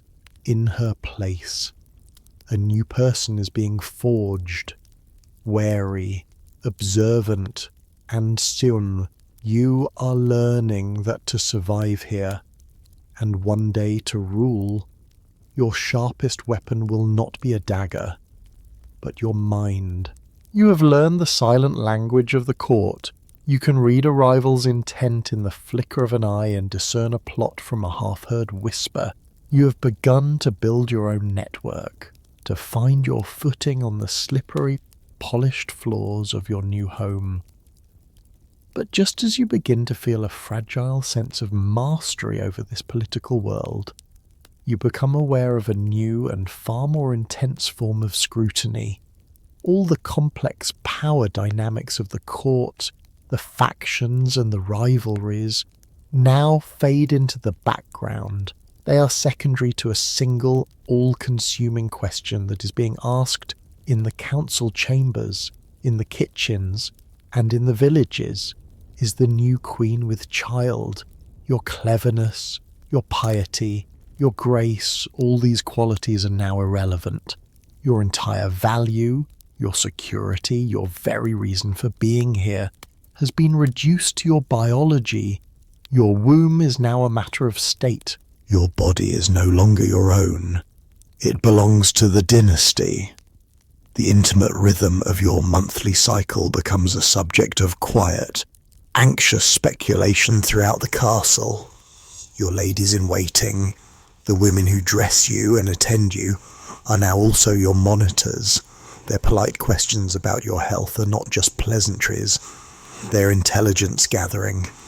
Every month that passes without an announcement, the pressure mounts. The smiles of your mother-in-law, the dowager queen, become a little tighter. Your husband, the king, may grow distant and irritable. You feel the unspoken accusation in every room you enter.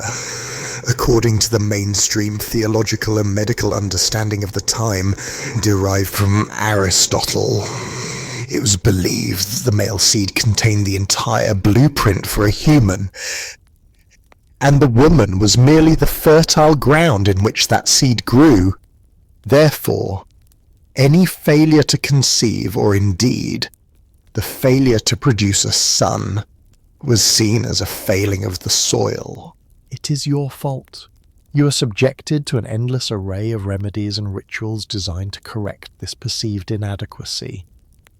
The court physicians prescribe diets rich in foods thought to promote fertility, leeks, nuts, and certain types of meat.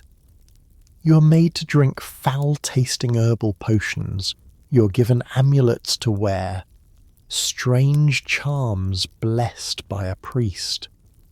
You may be sent on a pilgrimage to the shrine of a saint, known for answering the prayers of barren women, like Saint Anne, the mother of the Virgin Mary. You kneel for hours on the cold stone floor of a distant chapel, the weight of a kingdom's future pressing down on your shoulders as you pray for a child. For a son, it is a lonely and desperate time. Wear your own deep, personal desire for a child is entangled with the immense public and political demand for an heir. Then, 1 month. Everything changes, the waiting ends, the physicians are summoned, they ask their questions, they consult their charts, and a cautious, joyful verdict is reached. You are pregnant.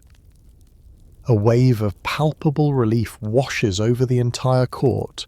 The king is jubilant, the bells are rung, a special mass of thanksgiving is held in the cathedral.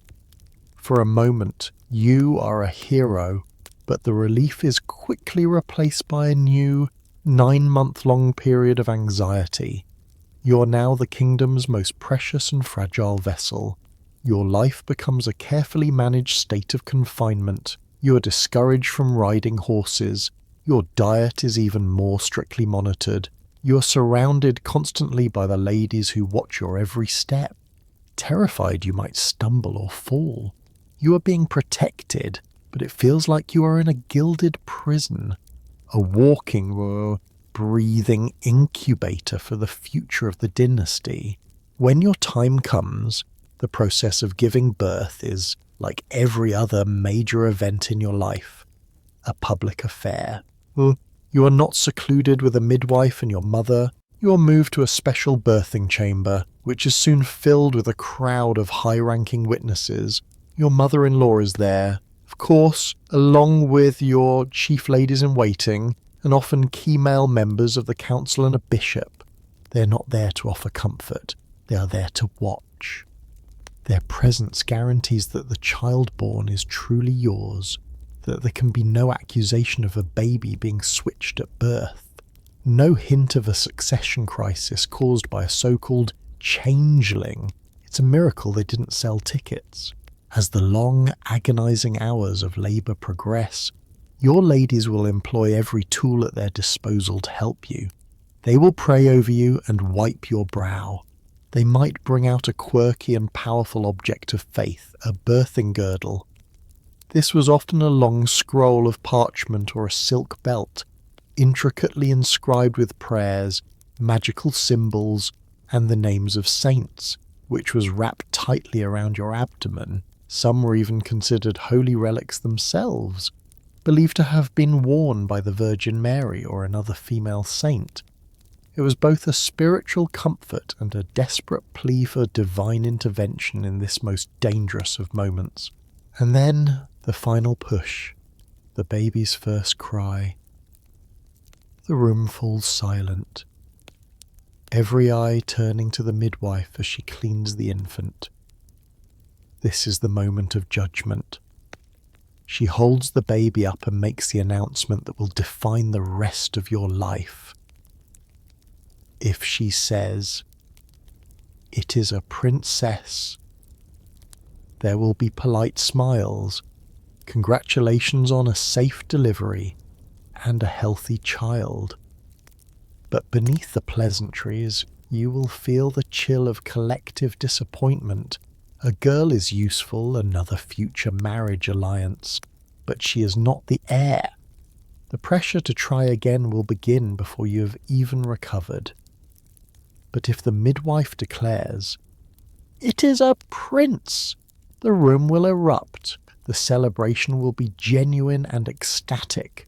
You have done it. You have fulfilled your single greatest duty. You have given the kingdom its future king. In that moment, holding your newborn's son, your position at court is transformed. You are no longer just the foreign consort. You are the mother of the heir. This new status brings with it a new kind of power, leading to a debate that historians still ponder. Did this singular focus on a queen's reproductive role ultimately cancel out any other form of influence she might have, reducing her to a mere biological function?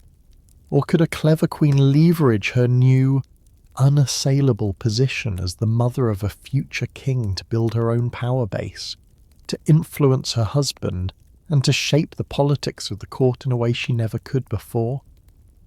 As you look down at the tiny, wrinkled face of your child, You understand that he is not just your son.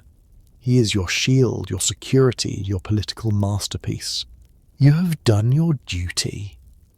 In the eyes of the court and the kingdom, the birth of a healthy son has fulfilled your primary purpose. A collective, decades-long anxiety about the succession has been eased, and the credit is all yours. And with this success, you feel a fundamental shift in your position. You are no longer the fragile foreign import, the vessel of a potential heir whose worth was yet to be proven. You are the mother of a king-to-be. Your roots have sunk deep into the soil of this new country, and they cannot be pulled up. The way people look at you has changed. The deference is deeper, the smiles more genuine. Even your formidable mother-in-law, the Dowager Queen, must now acknowledge that her own influence has been checked by your triumph. The future of the dynasty now lies with you and your son. This new, unassailable security becomes the foundation from which you can begin to build real power. Your influence starts in the one place no one else can go, the king's private chambers, in the great council hall. You are a silent, decorative presence. But in the quiet hours of the evening, when the courtiers have retired and the heavy doors are closed, you are his wife, his confidant, the mother of his child. This is the realm of what is often called bedchamber politics. Here, with the crowns and robes of state set aside, you can speak to the king not as a subject, but as a partner. You can offer your opinion on an ambitious duke, suggest a candidate for a vacant bishopric, or gently question a rash decision he is considering.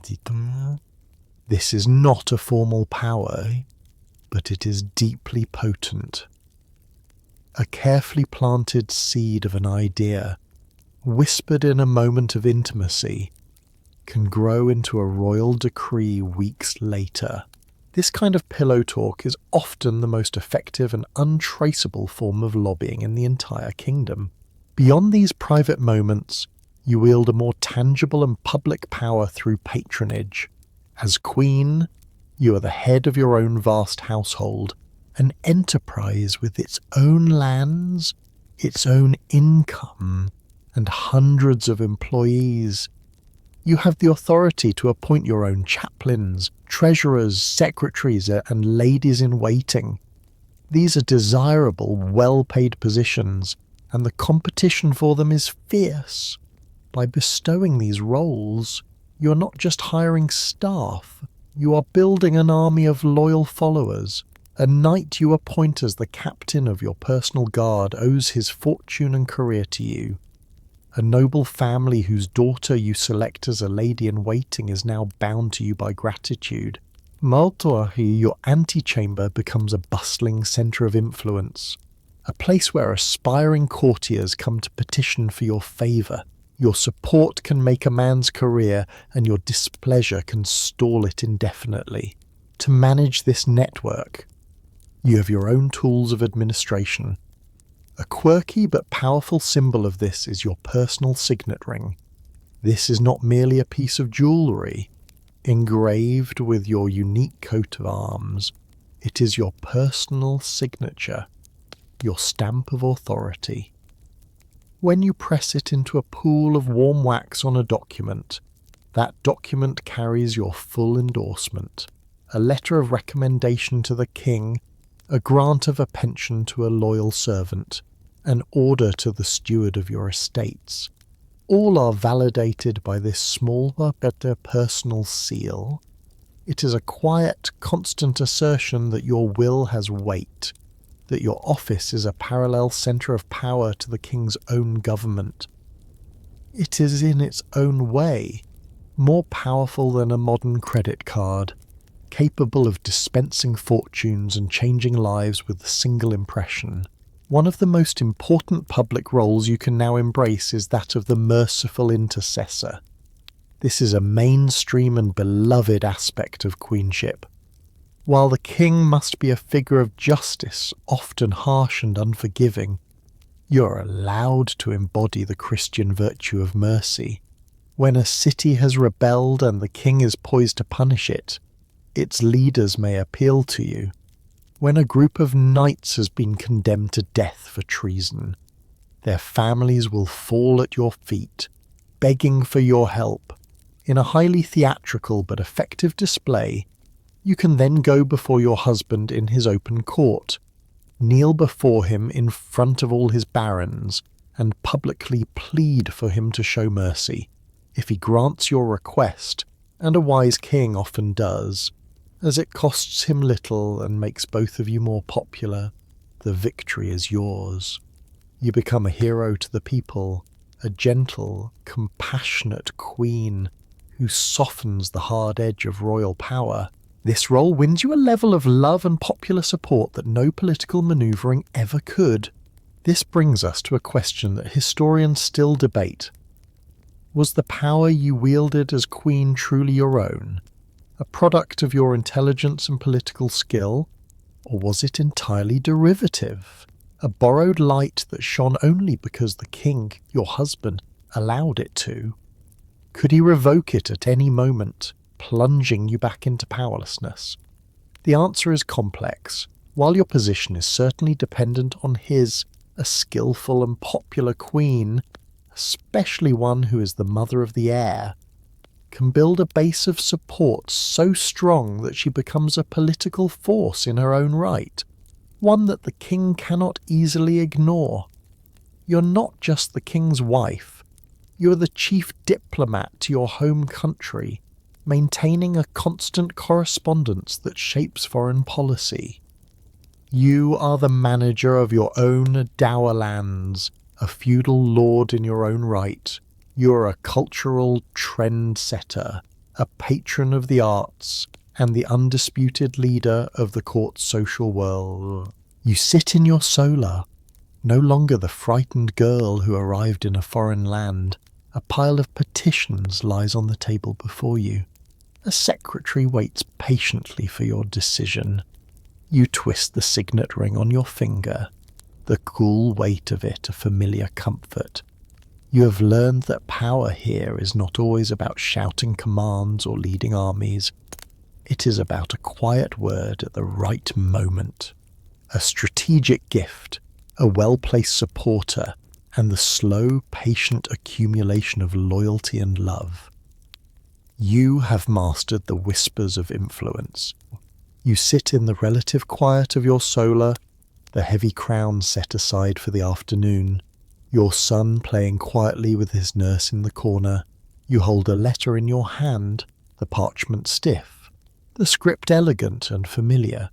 It is from your younger sister, but this letter did not arrive in a diplomat's pouch. It was carried by a travelling friar from the royal abbey of St. Hildegard, where your sister has just taken her final vows. As you read her words about prayer, peace, and the beauty of the illuminated manuscript she is working on, you cannot help but reflect on this other path, this life that could so easily have been your own.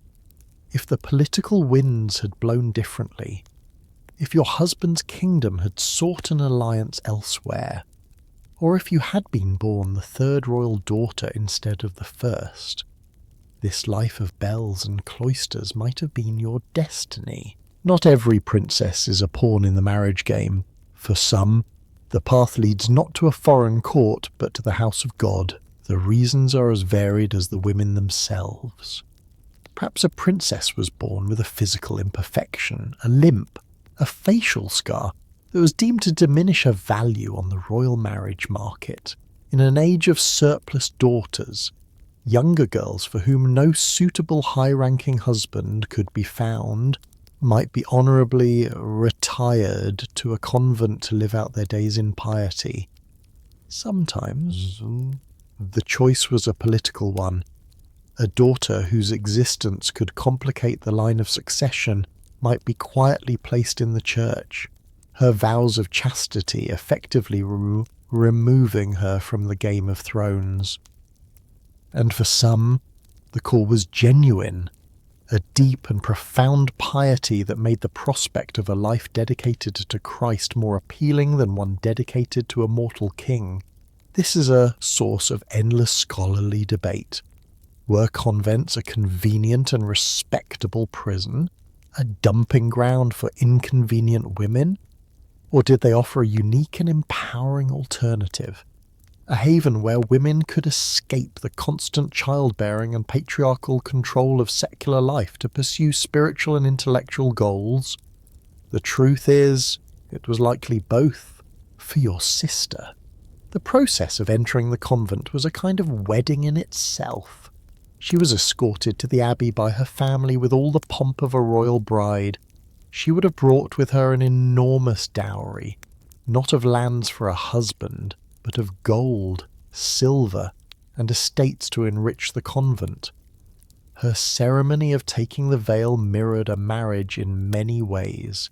She would have been dressed in a fine white gown, made her vows at the altar, and received a ring, symbolizing her eternal union as a bride of Christ.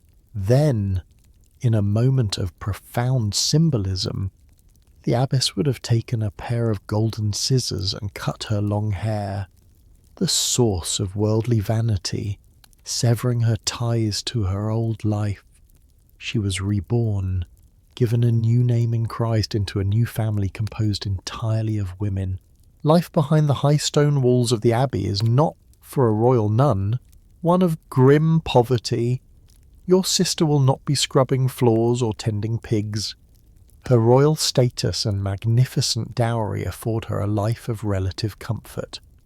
She has private chambers, perhaps even a small personal staff of servants. She is exempt from the harshest manual labour performed by the lower-born nuns.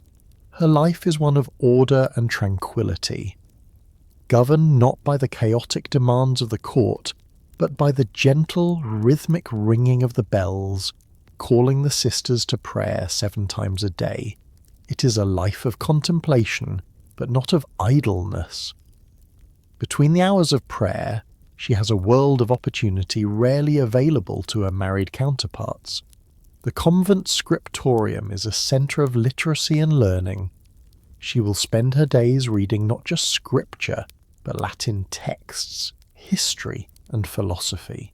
She will learn to write, and perhaps she will be trained in the delicate, beautiful art of manuscript illumination, spending months hunched over a single page, painting intricate, jewel-tone letters with a squirrel hair brush and real gold leaf. The quiet of the cloister is a world away from your court, and sometimes you imagine the appeal of a life without constant political manoeuvring. And in this world run by women, for women, there exists a unique ladder of power. A pious, intelligent, and well-connected royal nun could aspire to the highest office, that of the abbess. The mainstream reality of the medieval period is that the abbess of a great royal convent was one of the most powerful women in all of Christendom. These princess abbesses were not just spiritual mothers, they were mighty feudal lords. They controlled vast swathes of land, oversaw entire towns and villages, minted their own currency, and dispensed their own justice. They owed allegiance to no local bishop or duke. Their master was the Pope in Rome. An invitation from the abbess of a royal abbey was a summons that even the greatest lords in the land could not ignore. She was the CEO of a vast, wealthy, and influential corporation, possessing an autonomy and authority that you, as a queen consort, could only dream of. Of course, for some, even this was not a deep enough renunciation of the world. You hear whispers of a more extreme and quirky path. The anchoress, this was a woman who, after years of monastic life, would choose to be permanently sealed into a small stone cell, or anchor hold, usually built against the wall of a church. She would have a small window through which she could receive food and speak to visitors, and another, a squint, that looked directly upon the church altar. A funeral mass would be read for her as she was enclosed, symbolizing her death to the world. It seems a horrific fate, but to the medieval mind, it was the height of spiritual devotion. These women were seen as living saints, and kings and commoners alike would make pilgrimage to their small windows to seek their prayers and their wisdom. You fold your sister's letter and look at your son. Your path was to create a dynasty. Hers is to pray for its soul. Her world is built of stone, parchment, and prayer. Yours is built of alliances, whispers, and the weight of a crown.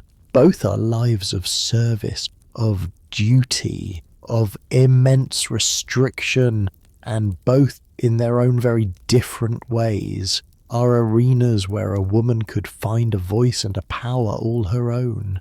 The years pass. The rhythm of your life, once so fraught with anxiety and the pressure to produce an heir, has settled into a pattern of confident, quiet influence. Your son is growing into a young man, the future of the kingdom secure in his existence.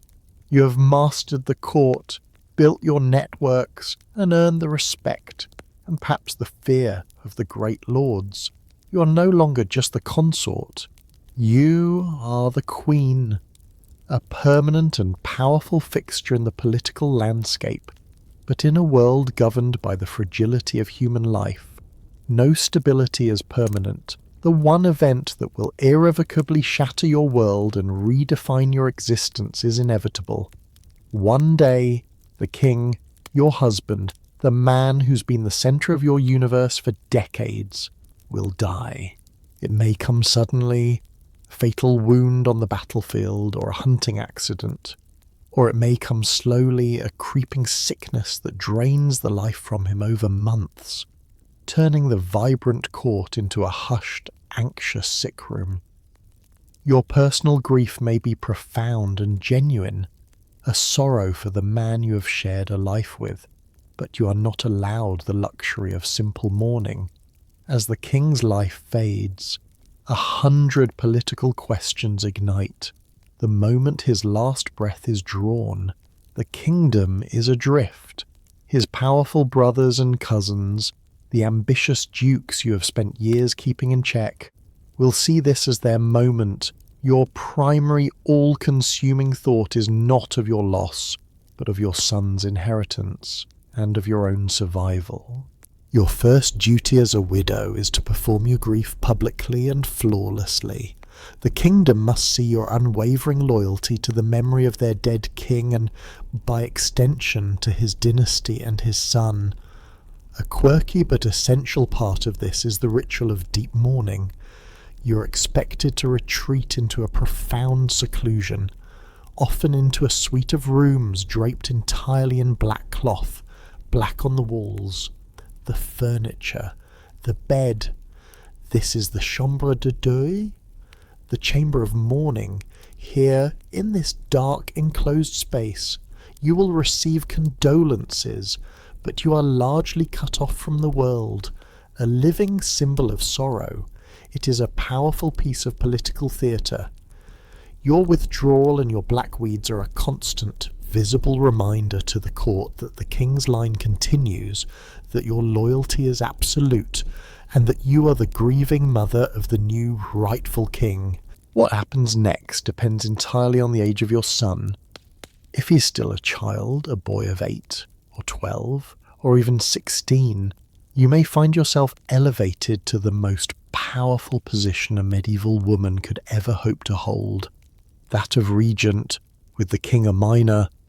The royal council may appoint you to rule in his name until he comes of age. Suddenly, you are no longer whispering advice in the bedchamber. You're sitting at the head of the council table.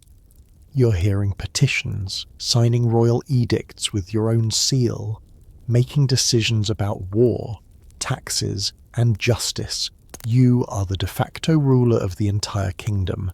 But this power is precarious. Your husband's brothers will argue that a woman is unfit to rule, that they, as royal men, should be the ones to guide the young king. You will face constant challenges to your authority, plots to undermine you, and the ever-present danger of a coup. And this is where historians still argue. Was a female regent seen as a true sovereign, a ruler in her own right during her tenure, or was she always considered a mere placeholder, a temporary vessel for a power that could only ever be legitimately wielded by a man? First her husband and then her son, if, however, your son is already an adult when his father dies. Your path is very different. The crown passes directly to him. You are no longer the queen consort. You are now the queen mother, or the dowager queen. This is a role of immense respect, but of diminished direct power. The first lady of the court is now your son's young wife, just as you once took that place from your own mother-in-law. You watch another young foreign princess begin the same journey that you did, and you must gracefully cede the spotlight. But you are far from powerless. A key mainstream legal provision for a royal widow was her dower. This was a significant portfolio of lands, castles, and revenues that were legally yours for the rest of your life, to support you in your widowhood. This dower makes you an independently wealthy and powerful noblewoman. You are no longer at the centre of government, but you are a great landowner, a respected elder stateswoman whose advice is still sought, and a potential power broker in your own right. Your political career isn't over, it has just entered a new, and sometimes awkward, phase of semi-retirement. There are, of course, darker potential fates. If you fail to produce a son, or if your husband's dynasty is overthrown in the chaotic aftermath of his death, your position is perilous. Your dower lands may be confiscated. Your political protection evaporates. If you are lucky, you will be allowed to retire to a small remote castle to live out your days in quiet obscurity. If you are seen as a threat, a rallying point for loyalists of the old regime, you may be forced to take the veil, ending your days in the very abbey you once contemplated, your life coming full circle in a way you never intended. The gilded cage of the court is replaced by the stone one of the cloister. You stand at a precipice, your future branching into a dozen possibilities. Regent, queen mother, forgotten exile, the death of your husband does not end your story. It simply begins a new, and often more dangerous, chapter. You have traded the crown of a consort for the heavy black veil of a widow, but you have learned over a lifetime that the greatest power is not always found in the glittering gold of a crown, but sometimes in the deep, unreadable shadows of a veil. The game has a new set of rules, and you must learn them quickly if you wish to survive. The black veil of widowhood has given way to the soft grey of old age. The years, which once moved with the agonizing slowness of a diplomatic negotiation, have begun to blur and race away. You are the dowager queen, the queen grandmother, a living relic from a bygone era. Your Eid, the boy whose birth secured your position, is now a man with grey in his beard. Perhaps he too has passed, and your grandson now wears the crown. The court is a whirlwind of new faces, new fashions, and new political concerns that seem strangely distant to you. The children of the men who were your fiercest rivals now bow to you with a reverence reserved for historical monuments. You have outlived them all, which brings a certain quiet satisfaction. You watch your young granddaughter, her face bright with the nervous excitement you remember so well, being presented to an ambassador from a foreign land, and you see the great repeating wheel of your own life turning once more. You have seen everything. You've been a frightened child bride, a celebrated mother, a subtle political player, a powerful regent. Now, there's only one chapter left to write. Your life. Once a raging river of duty and drama has slowed to a gentle, meandering stream. Your days are spent in quiet pursuits, listening to your chaplain read from the scriptures, walking slowly in the gardens you had planted half a century ago, sharing stories with your grandchildren who look at you with wide, uncomprehending eyes when you speak of a world that no longer exists. When the final illness comes, it is not a surprise, it is an expected guest. Your great state bed, the same one where you gave birth to a king, becomes your final world. The castle grows quiet.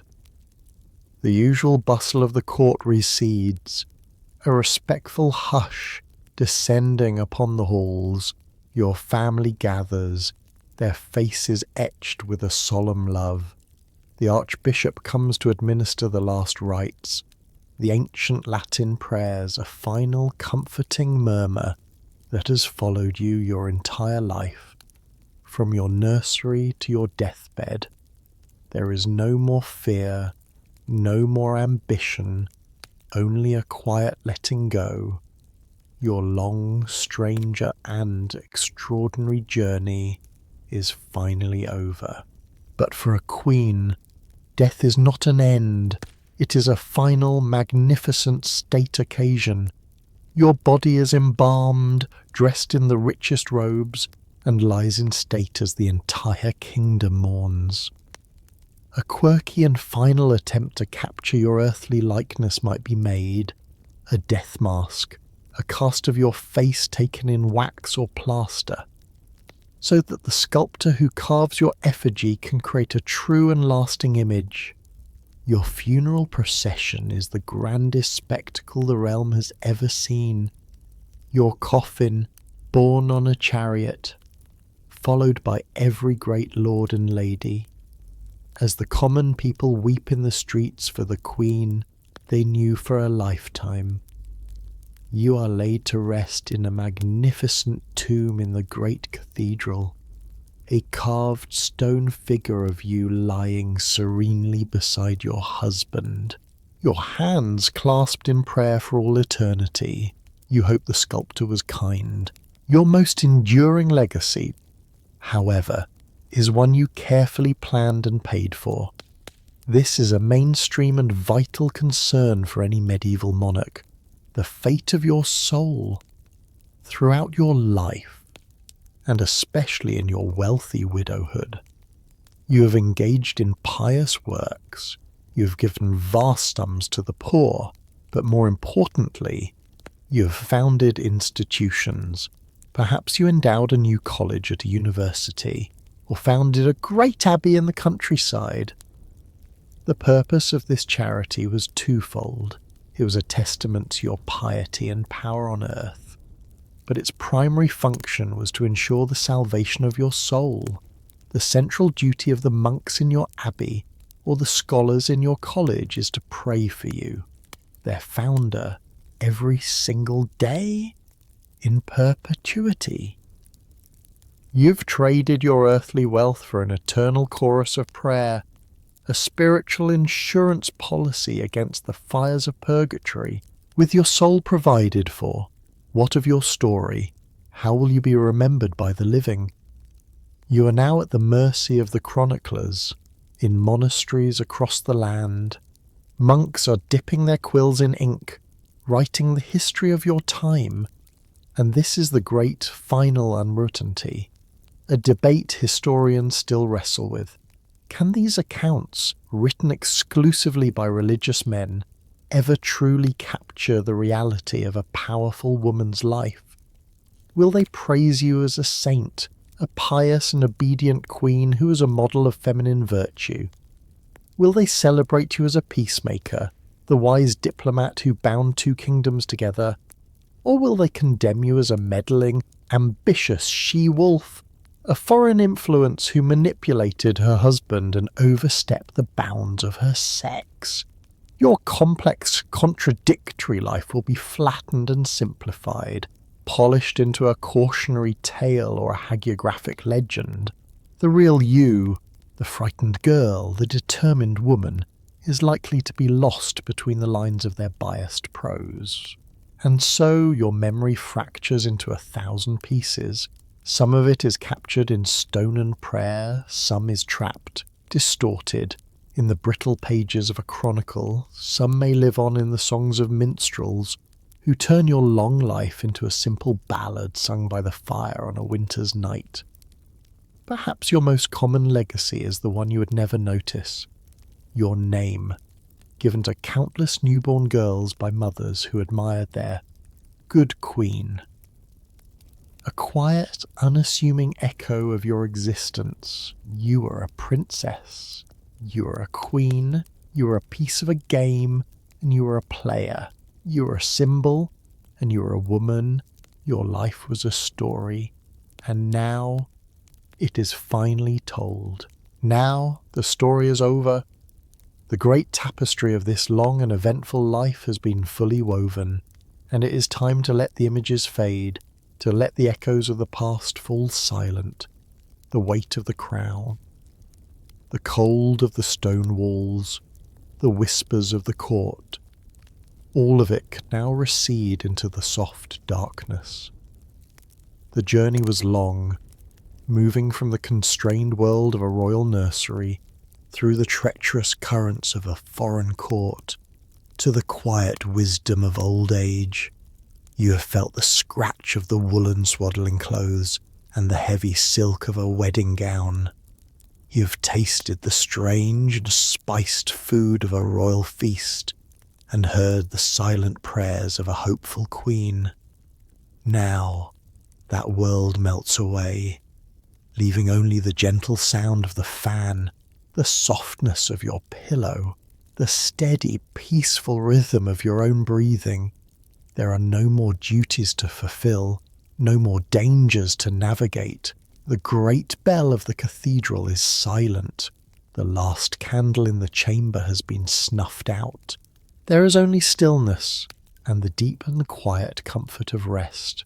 Let your own thoughts drift away now, like leaves on a slow-moving stream, carrying you gently and peacefully towards the restorative shores of sleep. The history is written, the tale is told, and all that remains is a profound and welcome peace. You cradle your newborn daughter against your chest, feeling the profound shift in identity that comes with becoming a mother in a society where raising children truly takes an entire village. And you understand that your role extends far beyond the biological act of giving birth. In your world, motherhood connects you to an intricate network of relationships that spans multiple generations. And your success in raising healthy, capable children depends on your ability to navigate complex social dynamics while accessing the collective wisdom of countless women who have walked this path before you.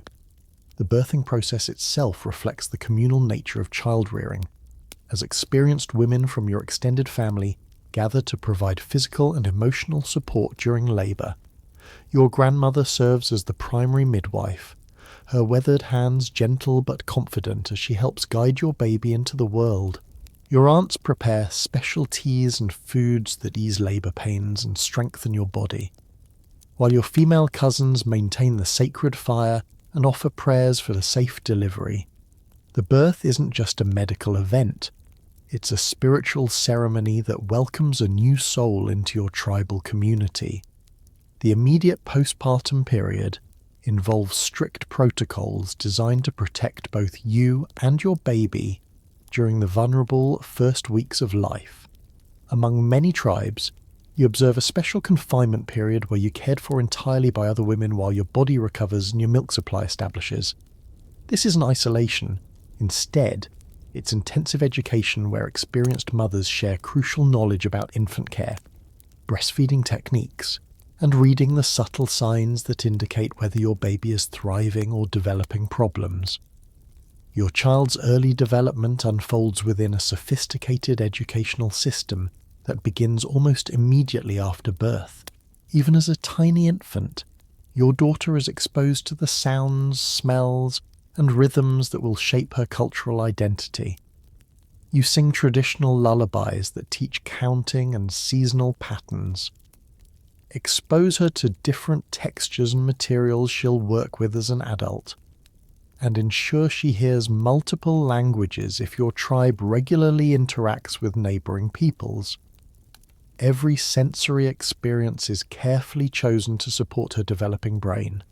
The naming ceremony marks your child's formal acceptance into the tribal community, but it also establishes her place in the complex web of relationships that will shape her entire life. Elder women observe your daughter carefully during her first weeks, looking for signs that might indicate her spiritual gifts or life purpose. The name she receives isn't arbitrary. It reflects observed characteristics, family hopes, or spiritual visions that provide guidance for her upbringing. You understand that this name will influence how others perceive and interact with your daughter throughout her childhood. Breastfeeding extends far longer than modern Western practices might suggest, often continuing for 3 or 4 years as a natural form of birth control and nutritional supplement. This extended nursing creates incredibly strong bonds between mothers and children, but it also requires careful attention to your own nutrition and health. Other women in your community ensure you receive foods rich in the nutrients necessary for producing high-quality milk, understanding that your well-being directly affects your child's development. The responsibility for child rearing is distributed among numerous adults, creating a safety net that ensures no child suffers from one parent's weaknesses or temporary problems. Your sisters and female cousins serve as auxiliary mothers who can step in if you become ill or need to focus on other responsibilities. Your husband's female relatives also play important roles, particularly in teaching gender-specific skills and providing alternative perspectives on child development. This distributed parenting model means that your daughter learns from multiple teachers and develops relationships with various adults who share responsibility for her well-being. Discipline in your community emphasizes natural consequences and peer pressure rather than physical punishment or authoritarian control. If your child misbehaves, she might be excluded from enjoyable activities or required to make amends through extra work that benefits the community. The goal isn't to break your child's spirit, but to help her understand how her actions affect others and develop the self-control necessary for community living. Elder women often intervene in discipline situations, sharing stories that illustrate the long-term consequences of different behavioral choices. Your role as a mother involves constant observation and assessment of your child's developing personality and talents. You watch for signs that might indicate special gifts in healing, storytelling, craftsmanship, or spiritual communication. Once you identify your daughter's particular strengths, you arrange specialized training with community experts who can develop these abilities. This personalized approach ensures that every child finds their proper place within the tribal structure while contributing their unique gifts to community well-being. The seasonal cycle provides natural curriculum changes that keep child rearing varied and engaging. Spring brings opportunities to teach plant identification and gathering techniques, while summer offers lessons in water safety and preservation methods. Autumn activities focus on preparing for winter, teaching children the importance of planning and conservation. Winter storytelling sessions transmit cultural knowledge and values while developing listening skills and imagination. Historians still argue whether Native American child-rearing practices produced more independent or more conformist individuals compared to European approaches. But from your perspective, the question misses the point. Your goal isn't to create children who fit a particular mold, but to raise individuals who can adapt to changing circumstances while maintaining connection to tribal values and traditions. The flexibility required for survival in challenging environments demands both strong individual skills and deep community bonds. The relationship between generations takes on special significance in child rearing. As grandparents often form the closest bonds with young children, your mother and mother-in-law serve as primary caregivers when you're occupied with other responsibilities, and their advanced age gives them patience and wisdom that younger adults might lack. These intergenerational relationships ensure that traditional knowledge passes directly from elders to children, maintaining cultural continuity even when middle generations are too busy with survival activities to focus on education. Your approach to childhood illness combines practical medical knowledge with spiritual healing practices, understanding that both physical and psychological factors affect recovery. When your child develops fever, you use herbal remedies passed down through generations, while also performing ceremonies designed to restore spiritual balance. Other mothers share remedies and techniques that have proven effective with their own children, creating a collective medical knowledge base that often surpasses the healing abilities of isolated individual families. The play activities you encourage for your children serve multiple educational purposes while remaining genuinely enjoyable.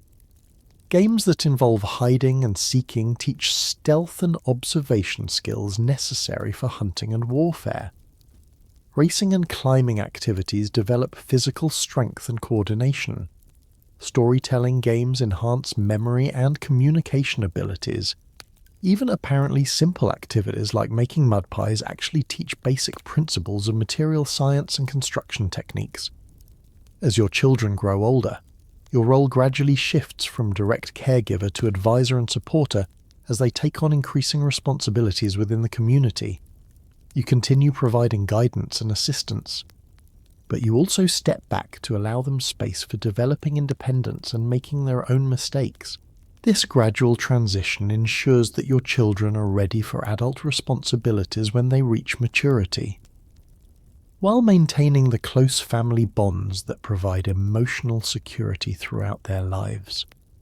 The success of your child-rearing efforts is measured not just by your own children's achievements, but by their contributions to the well-being of the entire community.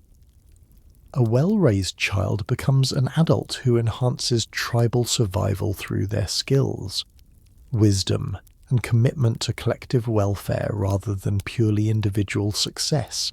You feel the weight of anticipation settling on your shoulders like a beautifully woven blanket as your 13th winter approaches.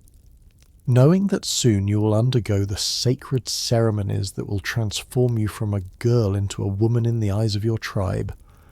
The coming-of-age rituals aren't simply celebrations, they're profound spiritual experiences that will fundamentally alter your relationship with yourself, your community, and the natural world around you.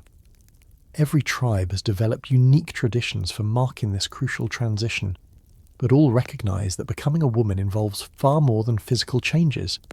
Your first bleed-in marks the beginning of your transformation, but it's not the end, it's actually the doorway into a complex series of tests, teachings and ceremonies that might continue for months or even years. Among the Apache, you prepare for the elaborate sunrise ceremony, a 4-day ritual where you'll become the embodiment of changing woman, the most powerful female deity in Apache tradition. The ceremony requires months of preparation, during which you learn sacred songs, practice specific dances, and undergo intensive instruction from medicine women who will guide your transformation. If you're Navajo, you anticipate the Kinalda ceremony, where you'll grind corn for hours while elder women share the deepest secrets of womanhood. The grinding isn't just symbolic.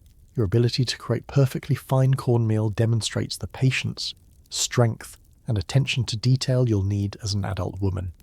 During this ceremony, you'll also participate in foot races that test your endurance and determination, qualities essential for the challenging life ahead.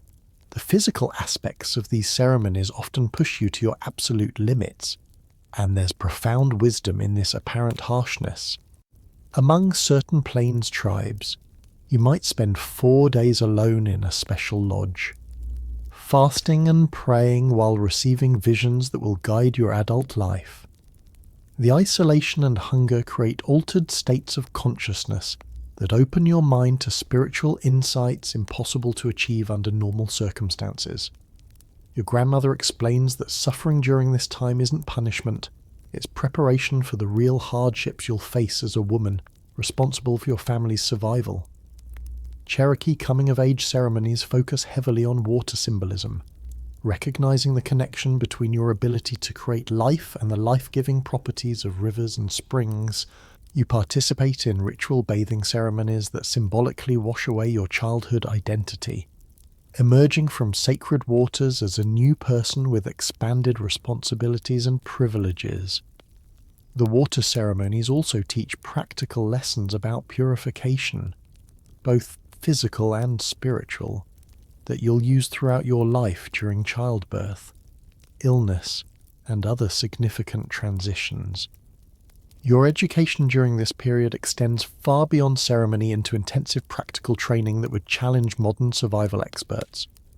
Pueblo women teach you to identify dozens of pottery clay sources, understanding which combinations create the strongest vessels and which produce the most beautiful colours when fired. You learn the intricate timing involved in firing pottery. Too much heat cracks the vessels, too little leaves them fragile, and the perfect temperature requires reading subtle visual cues in flame colour and smoke patterns. The coming-of-age period also involves learning about your sexual power and the responsibilities that come with it. Elder women share explicit instruction about anatomy, contraception methods using native plants, and the emotional dynamics of intimate relationships. This education isn't presented with shame or embarrassment. Instead, sexuality is treated as one of your most powerful tools for creating alliances, ensuring tribal survival, and maintaining harmony within your community. Some tribes incorporate vision quests into female coming-of-age ceremonies. Though these differ significantly from male vision quests, your spiritual journey might involve seeking guidance from female animal spirits or learning to communicate with plant spirits that provide healing knowledge. During these vision experiences, you often receive your adult name, which reflects the spiritual gifts and life path revealed during your ceremony. The name you receive isn't just a label, it's a roadmap for your adult identity and responsibilities. The social aspects of coming-of-age ceremonies create new relationships that will support you throughout your life. Women who undergo initiation together form bonds similar to military units or sororities, creating networks of mutual support that transcend family relationships.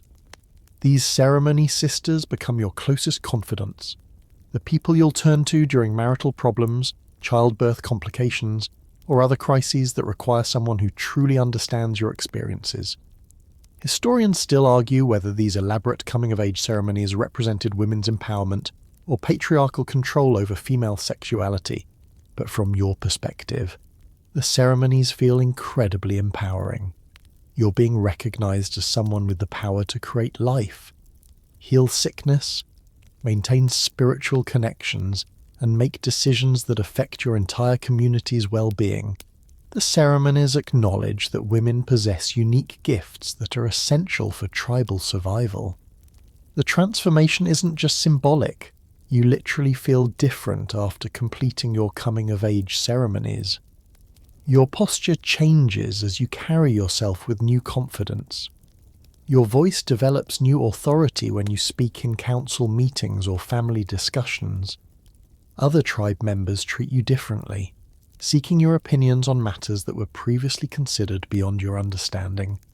The girl who entered the ceremony no longer exists. You've been reborn as a woman with clearly defined powers and responsibilities. Different seasons bring different ceremony experiences, and timing often depends on practical considerations as well as spiritual ones.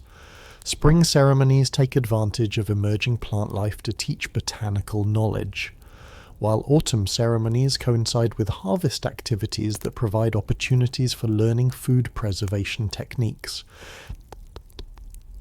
Winter ceremonies offer time for intensive storytelling and craft instruction when outdoor activities are limited by weather.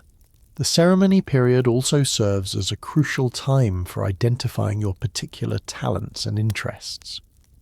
Some girls discover exceptional abilities in healing arts, while others show gifts for diplomacy, crafts, or spiritual communication. Elder women watch carefully during ceremonies to spot these emerging talents, then arrange specialized training that will develop your unique gifts. This personalized approach ensures that every woman finds her proper role within the complex web of tribal society. Your coming-of-age experience includes learning about power in all its forms: personal power for making good decisions, spiritual power for maintaining relationships with unseen forces, social power for influencing community dynamics, and economic power for controlling resources. The ceremonies teach you that power isn't something to be feared or avoided, but something to be developed responsibly and used wisely for the benefit of your people. The concluding feast celebrates your successful transformation, but it also marks the beginning of your real education as an adult woman. Everything you've learned during childhood and coming-of-age ceremonies provides the foundation for the complex knowledge you'll acquire over the coming decades. You're no longer learning through play and observation. Now you're ready for the serious business of mastering the sophisticated skills that will make you an invaluable member of your community. You notice the young warrior from the neighbouring band watching you as you work at your beadwork, his eyes lingering on the intricate patterns your steady fingers create, and you understand that courtship in your world involves far more complex negotiations than simple attraction between two people. Marriage arrangements weave together family alliances, economic partnerships, spiritual considerations, and political strategies that can affect the well-being of entire tribes for generations to come. Your romantic choices aren't just personal decisions, they're diplomatic moves in an intricate game where the stakes include your family's status, your tribe's security, and the continuation of ancient bloodlines. The courtship process begins long before you reach marriageable age, as your family carefully observes the young men in your tribe and neighbouring communities, evaluating not just their hunting skills and bravery, but their family connections, spiritual gifts, and personal character. Your parents and grandparents remember which families have histories of mental illness, violence, or bad luck, and they also know which lineages consistently produce children with special talents like healing abilities, exceptional craftsmanship, or leadership qualities. This isn't shallow matchmaking, it's genetic counselling based on generations of careful observation. If you're from a matrilineal tribe like the Cherokee or Iroquois, the dynamics become even more fascinating because your children will belong to your clan rather than their fathers, giving you significant power in marriage negotiations. Your mother and her sisters play crucial roles in evaluating potential husbands, looking for men who will enhance your family's status and contribute valuable skills to your household. A man's ability to provide materially matters, but equally important are his relationships with his own family, his reputation for honesty, and his willingness to respect your clan's traditions. The actual courtship rituals vary dramatically between tribes, creating a rich tapestry of romantic traditions that would put modern dating customs to shame. Among some Plains tribes, young men demonstrate their interest by playing haunting melodies on specially crafted flutes outside your family's lodge, each song conveying specific messages about their intentions and feelings.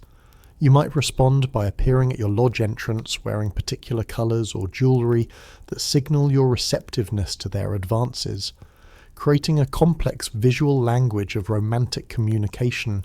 Pueblo courtship involves elaborate gift exchanges where families demonstrate their wealth and generosity through increasingly valuable presents.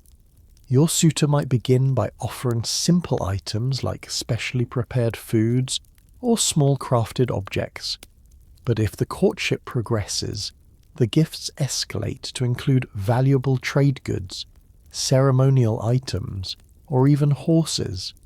Each gift carries multiple meanings. It shows the suitor's ability to provide for a family, demonstrates respect for your family's status, and creates reciprocal obligations that bind the families together even if the marriage doesn't ultimately occur. Some tribes practice what anthropologists call trial marriage arrangements, where you and your potential husband live together for a specified period before making permanent commitments. During this trial period, both families carefully observe how well you work together, whether you're compatible in temperament, and how successfully you manage household responsibilities.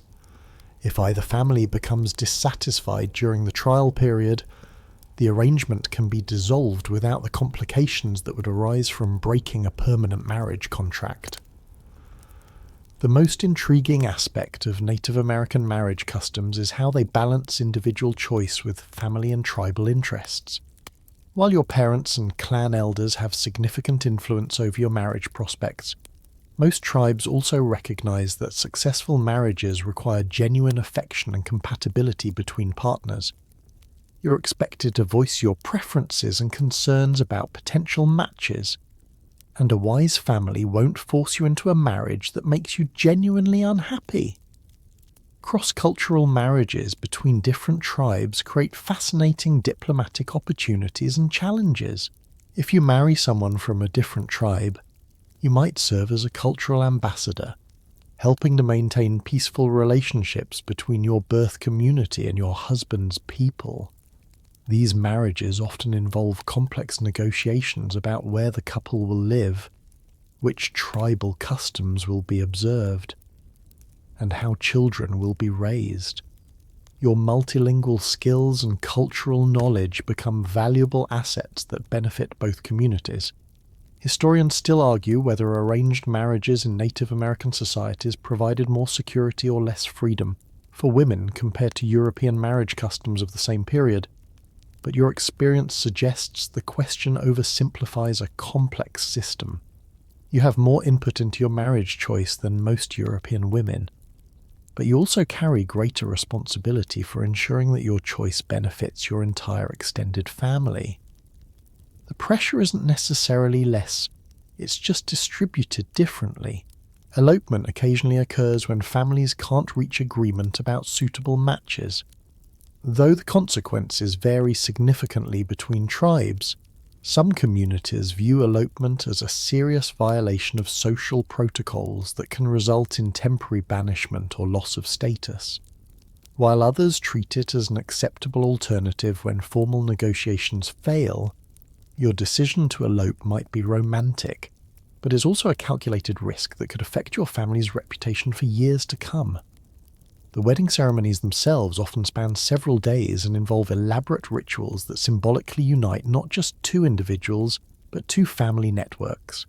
You might participate in ceremonies that involve exchanging specially prepared foods, sharing sacred smoke, or participating in dances that tell the story of how your ancestors met their spouses. These rituals serve practical purposes as well as spiritual ones. They provide opportunities for extended families to negotiate ongoing relationships and resolve any lingering disputes about the marriage arrangement. Polygamy exists in some tribes, though it's usually practiced by high-status men who can afford to support multiple wives and their children. If your husband takes additional wives, your position as first wife often comes with special privileges and responsibilities, including supervisory roles over the household and input into selecting subsequent wives. The relationships between co-wives can range from cooperative partnerships to bitter rivalries, depending on personalities and how fairly the husband manages household dynamics. Divorce procedures in most tribes are surprisingly straightforward compared to European customs, reflecting the practical understanding that unhappy marriages benefit no one. If you decide to end your marriage, you might simply return to your family's household, taking your personal property and often your children with you. The ease of divorce creates interesting dynamics in marriage relationships.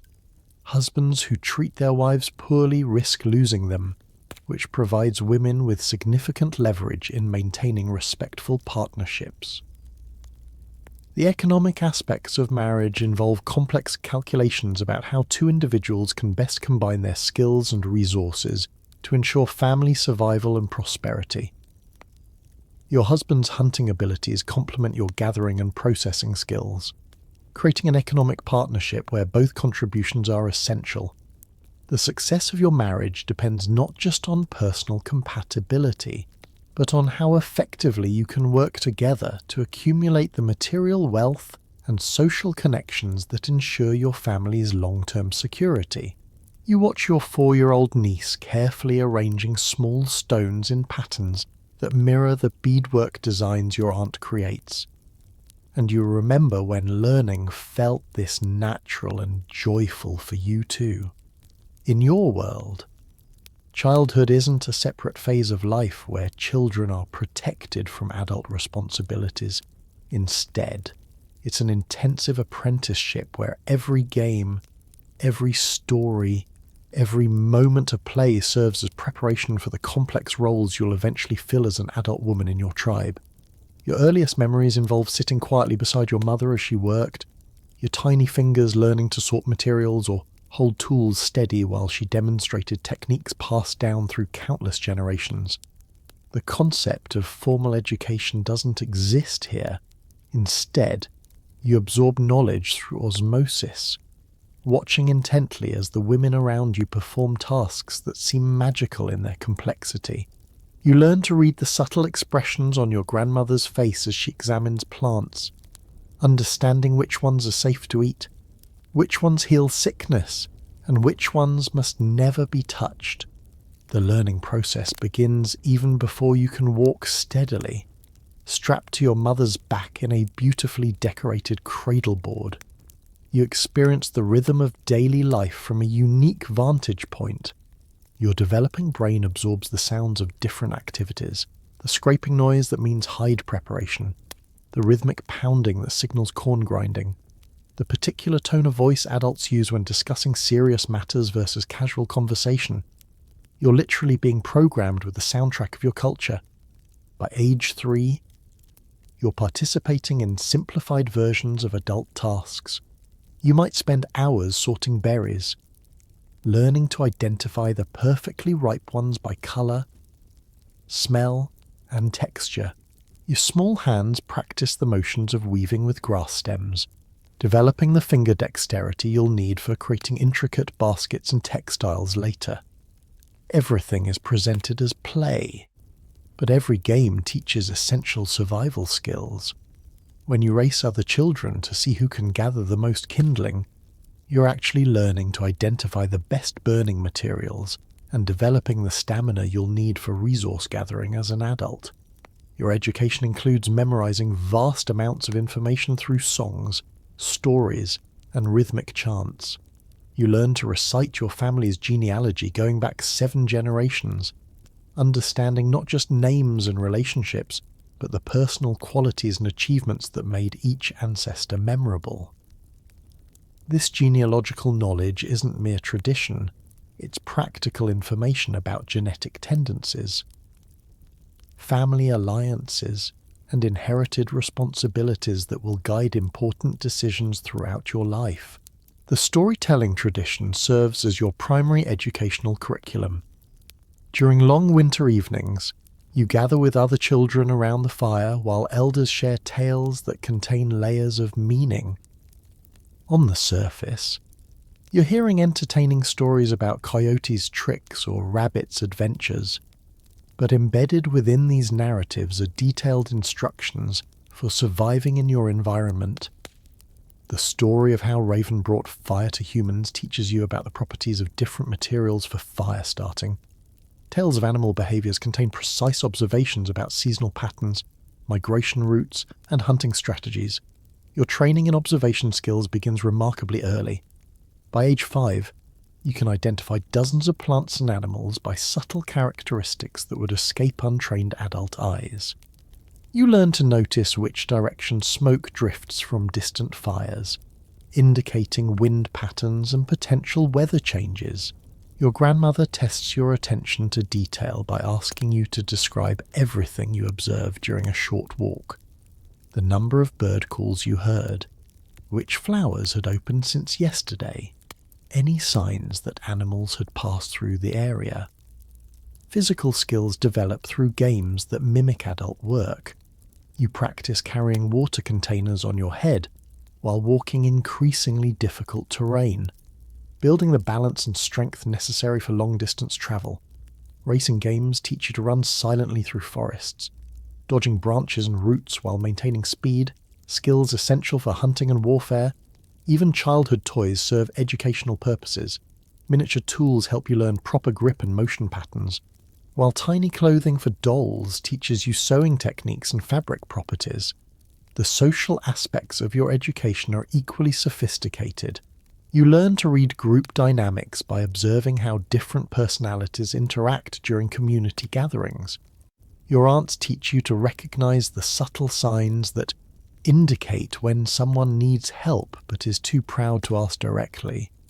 You practice the complex etiquette of gift-giving, understanding that the value lies not in the object itself, but in the timing, presentation, and underlying message being communicated. Seasonal activities provide natural curriculum changes that keep your education varied and engaging.